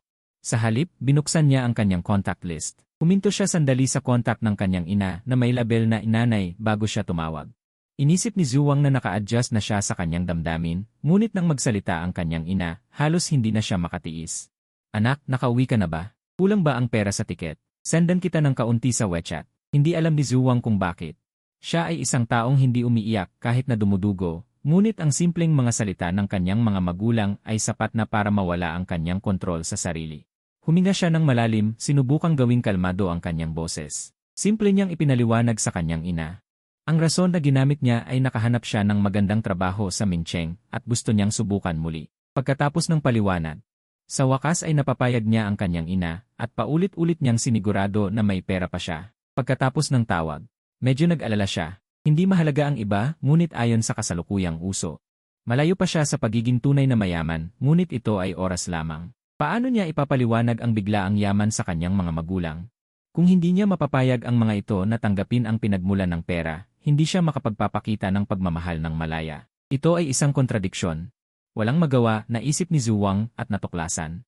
Mukhang ito na lang ang dahilan na medyo makatotohanan. May isa pang praktikal na problema na kailangang malutas. Napahawak si Zhuang sa kanyang baba. Bukas ay ang deadline ng pag-alis sa paaralan, kailangan kong makahanap agad ng tirahan. Dati, hindi naman talaga nagplanong manatili si Zhuang sa probinsya. Bagamat may panghihinayang, ang plano niya ay umuwi sa probinsya. Kaya wala siyang paghahanda. Ngayon, pagkatapos mabayaran ang utang, mayroon siyang mga 1,670,000. Sa halip, napunta si Zhuang sa pag-aalangan. Bumili ng bahay. Simpleng sinuri niya ang presyo ng bahay sa Mincheng. Sa nakaraang 2 taon, hindi masyadong maunlad ang real estate. Ang average na presyo sa 5 pangunahing distrito ay nasa 13,000 hanggang 14,000. Mas mura ang segunda manong bahay. Ang pera niya ay sapat para sa isang maliit na unit. Ngunit ngayon ay simula pa lang ng negosyo, kailangan niyang mag-iwan ng 1,000,000 na puhunan. Sa kalkulasyon na ito, kailangan pang ipagpaliban ang pagbili ng bahay. Dingdong, tumunog ang WeChat. Kinuha ni Zhuang at nakita. Hindi agad tinanggap ni Liu Zixi ang transfer, sa halip ay nagpadala ito. Hindi pa nakakasagot si Zhuang, tumawag na si Liu Zixi. Nang marinig niya ang tanong nito, kung gumagawa ba siya ng masamang gawain. Napatawa si Zhuang at mabilis na nagpaliwanag. Sinabi niya na may nahanap siyang paraan sa negosyo at kailangan ng pansamantalang pondo. Ngunit alam ni Zhuang, maaaring masyadong mabilis ang turnover, hindi ito kapanipaniwala. Pero hindi mahalaga. Kailangan lang niya ng dahilan upang mas madaling tanggapin ng malalapit na kaibigan ang kanyang pag-unlad. Ngayon, may 3 milyon kada buwan, mahirap hindi yumaman. Ngunit dahil sa karanasan na kumita ng 1,400,000 kahapon, hindi na nasisiyahan si Zhuang. Natuklasan niya na ang hex ay ang pinakamababang garantiya ng sistema. Ang turn-based ang tunay na diwa ng larong, isang buhay. Sa kasamaang palad, walang ideya si Zhuang kung paano i-trigger ang ikalawang round. Kaya kailangan niyang magpatuloy ng hakbang-hakbang. Matapos tiyakin na hindi na kailangan ni Zhuang ng pera, ibinaba ni Liu Zixi ang tawag. Tinanggap ang transfer at ang red packet. Aalis na sana si Zhuang sa WeChat nang hindi sinasadyang i-click ang Discover. Nakita niya ang isang maliit na avatar na may pulang tuldok. Ang unang avatar na may update sa moments ay lilitaw dito. Isang half-body side profile sa ilalim ng sikat ng araw. Narinig ni Zhuang ang pagsusuri ng isang bihasang manloloko. Ang avatar ng babae ay talagang sumasalamin sa kanyang personalidad. Sa pangkalahatan, ang mga gumagamit ng sariling litrato bilang avatar ay nagpapakita ng malaking kumpiyansa sa kanilang hitsura at aura. At extrovert ang personalidad. Kung lalalim pa ang mga babaeng ganito, ay kadalasang may malaking nakatagong pagnanais na magyabang. Sa simpleng salita, pagiging vain, mas madalas silang mag-post sa Moments at Weibo kaysa sa normal na babae. Siyempre, ayon sa kanila, ito ay pagmamahal sa buhay at pagnanais na magbahagi. May isa pang uri ng babae na tipikal, may kumpiyansa sa kanilang hitsura. Ngunit nahihiyang gumamit ng selfie bilang avatar o inaakalang hindi sila photogenic. Gagamit sila ng magandang litrato mula sa internet bilang avatar upang makamit ang psikolohikal na pagkakatugma. Ang mga babaeng ganito ay kadalasang may magandang hitsura at mas madaling lapitan kaysa sa unang uri. Para sa mga babaeng gumagamit ng pusa o aso bilang avatar, iba-iba ang kalidad. Maaaring may ilang nakatagong espesyal, ngunit karamihan ay pangkaraniwan ang hitsura. Panandali ang lumipad ang isip ni Zhuang. Hindi sinasadyang binuksan ni Zhuang ang moments. Ang unang lumabas ay ang kay Su Yajing. Una, tila may kinalaman sa kanya. 2 litrato lang. Ang una ay isang maliit na tambak sa coffee table, mga gift bag na may logo ng Xi at Balenciaga. Sa harap ay may isang perfume box na ibinigay ng Xi. Sa unang tingin, mukhang totoo ito. Maliban kay Zhuang, walang makakahula. Ang laman ng mga bag na iyon ay mga regalo lamang. Para siyang bumili ng maraming bagay at pinakita lang ang mga regalo. Ang babaeng ito ay palihim. Napangiti si Zhuang. Ang ngiti ay walang muwang, ngunit may nakatagong kawit sa mga mata. Kasama ang bahagyang bukas na kwelyo. At ang maputing collarbone, lumalabas ang pure desire vibe. Ang kanyang target ay ang Henglong Plaza. Ang caption ay, maayos ang araw na ito, salamat sa pagkikita. Scissors hand, wink emoji. Si Zhuang ay pumalakpak ng labi. Ang huling 4 na salita ng kausap. Parang para sa kanya lang sinabi, ngunit kung iisipin ng hindi masyadong nadadala, mapapansin mo. Sa totoo lang, wala namang sinabi ang kausap. Ang mga simp niya sa social media ay hindi makakapansin ng anuman. Mag-like lang sila ng mag-like, at dahil sa mga salita ng Diyosa, mag-iisip sila ng mga paborableng bagay para sa sarili. Mag-alaala ng highlight moments ng pagkikita nila ng Diyosa, at ang labi ay mas mahirap pigilan kaysa sayay. Sa totoo lang, pagkatapos ng usapan, napagtanto ni Zhuang na si Su Yajing ay isang lehitimong estudyante sa kolehiyo at ipinakita pa niya ang kanyang student li. Malinaw na nakasulat doon, second year ng Performing Arts sa Keyon Art Institute. Ayon sa kanya, Ang pagiging escort ay para lang obserbahan ng buhay dahil ito ay required subject para sa aktor. Nakikipag-engage siya minsan sa mga maikling video, pag-shoot ng short drama at iba pa. Ang pagiging escort ay paminsan-minsan lang at kailangan maging kliyente at aktor. Anyway, halos naniwala na si Zhuang. Napabuntong hininga na lang siya, talagang profesional, kaya rin magsalita sa text. Pagkatapos ibaba ang phone, tumayo si Zhuang at nagsimulang mag-ayos. Nagdesisyon siyang umalis ngayon na. Kahit na bukas pa ang deadline ng pag-alis sa paaralan, isang gabi lang naman, hindi na kailangang magtagal. Ang buong palapag ng ika-4 na taon. Ngayon siya na lang ang natitira. Kaninang umaga, nang dumaan siya sa bintana ng dorm supervisor para kumusta, kahit hindi nagsalita ang tiyahin. Medyo nahiya pa rin si Zhuang. Kaunti lang ang dapat ayusin, karamihan ng kanyang bagahe ay naipadala na. Maliban sa ilang bagong damit na binili ngayon, ang natitira ay ilang kalat lang. Pagkatapos maghanap sa kabinet. Sa pag-aayos, marami siyang natuklasang mga bagay na matagal na niyang nakalimutan. Halimbawa, may kabinet siya para sa mga regalo. Karamihan sa mga regalong ito ay mula bago siya maging third year. Noong panahon na siya ay itinuturing na no is a big shot sa paaralan. May Zippo at one-piece na lighter, may maliit na ukulele. Ibinigay ng isang ate mula sa guitar club, at isang garapon ng iba't ibang kulay na star paper. Sa panahong ito, may nagtatiklop pa rin ng mga handmade stars. Noong natanggap ni Zhuang ang regalo, medyo nagulat siya. Naaalala pa niya ng bahagya, ang nagbigay ng mga bituin. Ay isang magandang junior. Ngunit kalaunan, wala na silang naging interaksyon. Naalala ito ni Zhuang at medyo nang hinayang, ngunit alam niya na hindi siya nangungulila sa nakaraan. Nangungulila lamang siya sa mga panahong tinatawag na kabataan. Sa huli, kinuha ni Zhuang ang isang libro na nasa ilalim ng kabinet. Binuksan ang pahina, may isang linya ng kanyang sariling sulat na may pagiging malikot. Sana ang kinabukasan ni Zhuang ay maglayag sa hangin at alon at magningning araw-araw. Ang pamagat ng libro ay Pataas na Paglago. Ibinigay ito ni Dingyi sa kanya noong katapusan ng unang taon. Hindi ito sikat na aklat. Ngayon lang napagtanto ni Zhuang na ito ay talagang lihim na damdamin at pag-asa ni Dingyi. Ang mga babae ay laging mas mature. Noong si Zhuang ay nasa mga maliliit na landi. Ang babae ay nag-iisip na ng malayo. Ngunit dahil sa pamilya ng kausap, ang pag-asa na umangat siya ay hindi mali. Sinubukan din niya. Ngunit nabigo pagkatapos ay nalungkot at unti-unting naglayo ang dalawa. Naalala niya noong unang taon, bago pa si Zhuang magsimula ng negosyo, sila ay sumang-ayon na magsama-samang mag-review para sa grad school. Noon, araw-araw silang magkasama pumunta sa library. At ngayon, hindi na niya alam kung gaano katagal na siyang hindi humawak ng libro. Ding! Biglang tumunog ang sistema. Walang katugmang kaalaman. Hindi makokontrol ang kaukulang yaman. Ang pag-ipon ng kaalaman ay makikinabang sa iyo sa buhay. Naapektuhan ng tagpo, nagtagumpay ang host na matrigger ang ikalawang action round. Pumunta sa Provincial Library. Bago matapos ang countdown ng round, basahin ang mga aklat na itinakda ng sistema. Pahusayin ang pag-ipon ng kaalaman. Core Reward Mechanism, Golden House. Batay sa mga librong natapos basahin ng host. Gantimpala ng iba't ibang puntos na integral. Sa pagtatapos, maaaring exchange para sa parehong square meter. Property Blind Box. Conversion ratio, isa point katumbas equals isa square meter. Round countdown, 14 na araw. Round privilege, sa tagal ng round.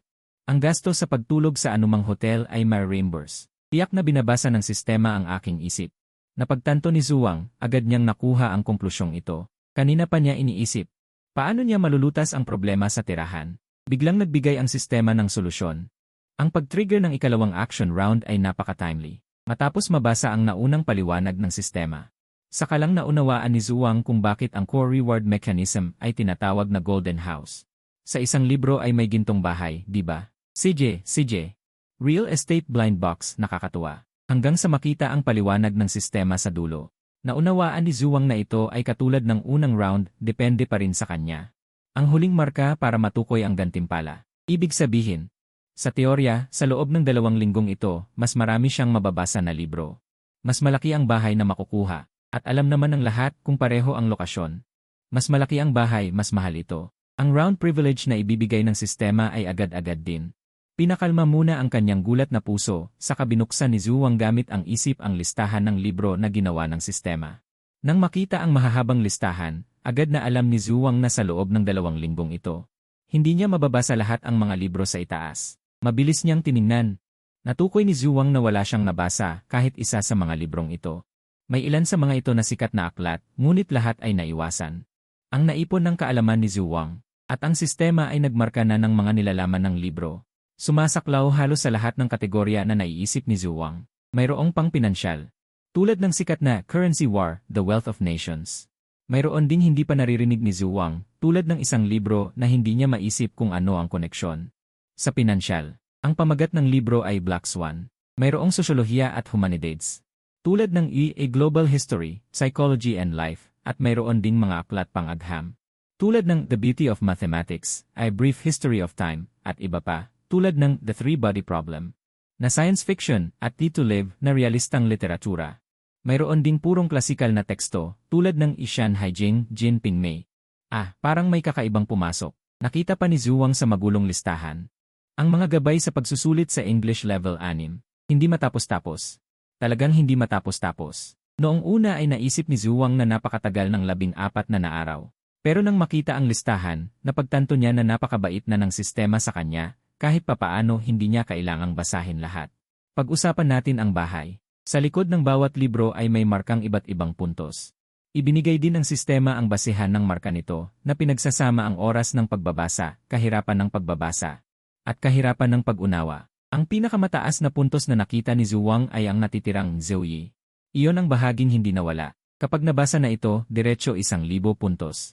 Ibig sabihin isang bahay na 1,000 metro kwadrado na diretso na lamang. Ngunit alam ni Zhu Wang na hindi ganoon kadali. Binuksan niya ang telepono at naghanap, ang buong teksto ng Zouyi ay 5,000 salita lamang. Sa bilis ni Zhu Wang sa pagbabasa ng online novels, maximum na 0 minuto ay matatapos na, ngunit ang pagbabasa at ang tinatawag na pag-aaral ay dalawang magkaibang konsepto. Tinantya ni Zhu Wang kahit hindi siya hilingin ng sistema. Nalubusang maunawaan ang buong libro pagkatapos basahin, dapat may matutunan siya. Mula sa pananaw na ito, ang Zouyi ay may mataas na puntos, ngunit hindi ito ang pinakamagandang pagpipilian. Upang maintindihan ang Zouyi, hindi sapat ang mabasa lamang, kailangan munang pag-aralan ang heavenly stems at earthly branches, yin-yang, at iba pang kaalaman.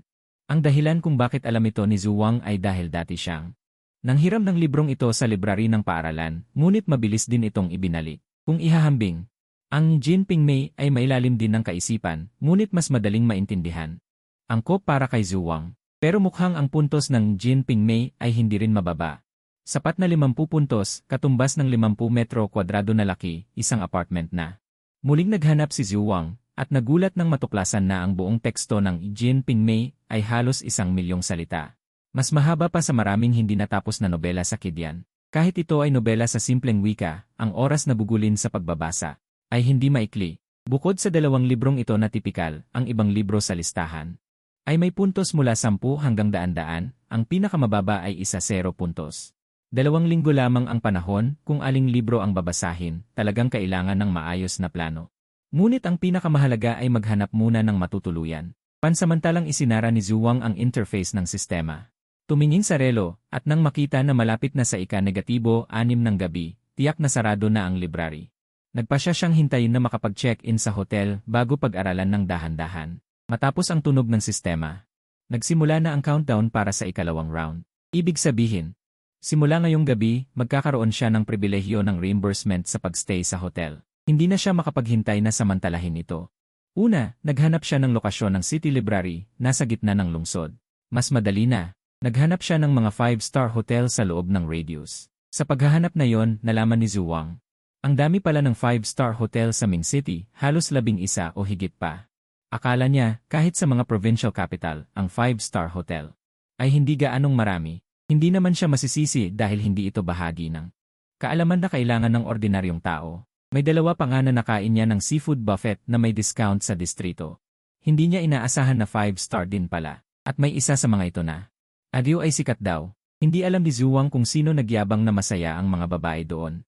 Ang hindi niya alam, kasama ba sa reimbursement ang mga gastos na ito? Lenan, hindi pwede. Kailangan ko pang mag-focus sa pag-aaral. Paano ako magpapadala sa mga mahahalay na alak, babae, pera at galit na nakalilito? Kaya napili ni Zhu Wang ang sikat na medyo malaking Wanda Wenhua Hotel. Kahit na nagreklamo ang dating anak ng may-ari ng hotel tungkol sa masamang serbisyo, hindi pa rin napigilan si Zhu Wang na mag-explore. Kung hindi comfortable, edi palitan na lang ng hotel kinabukasan.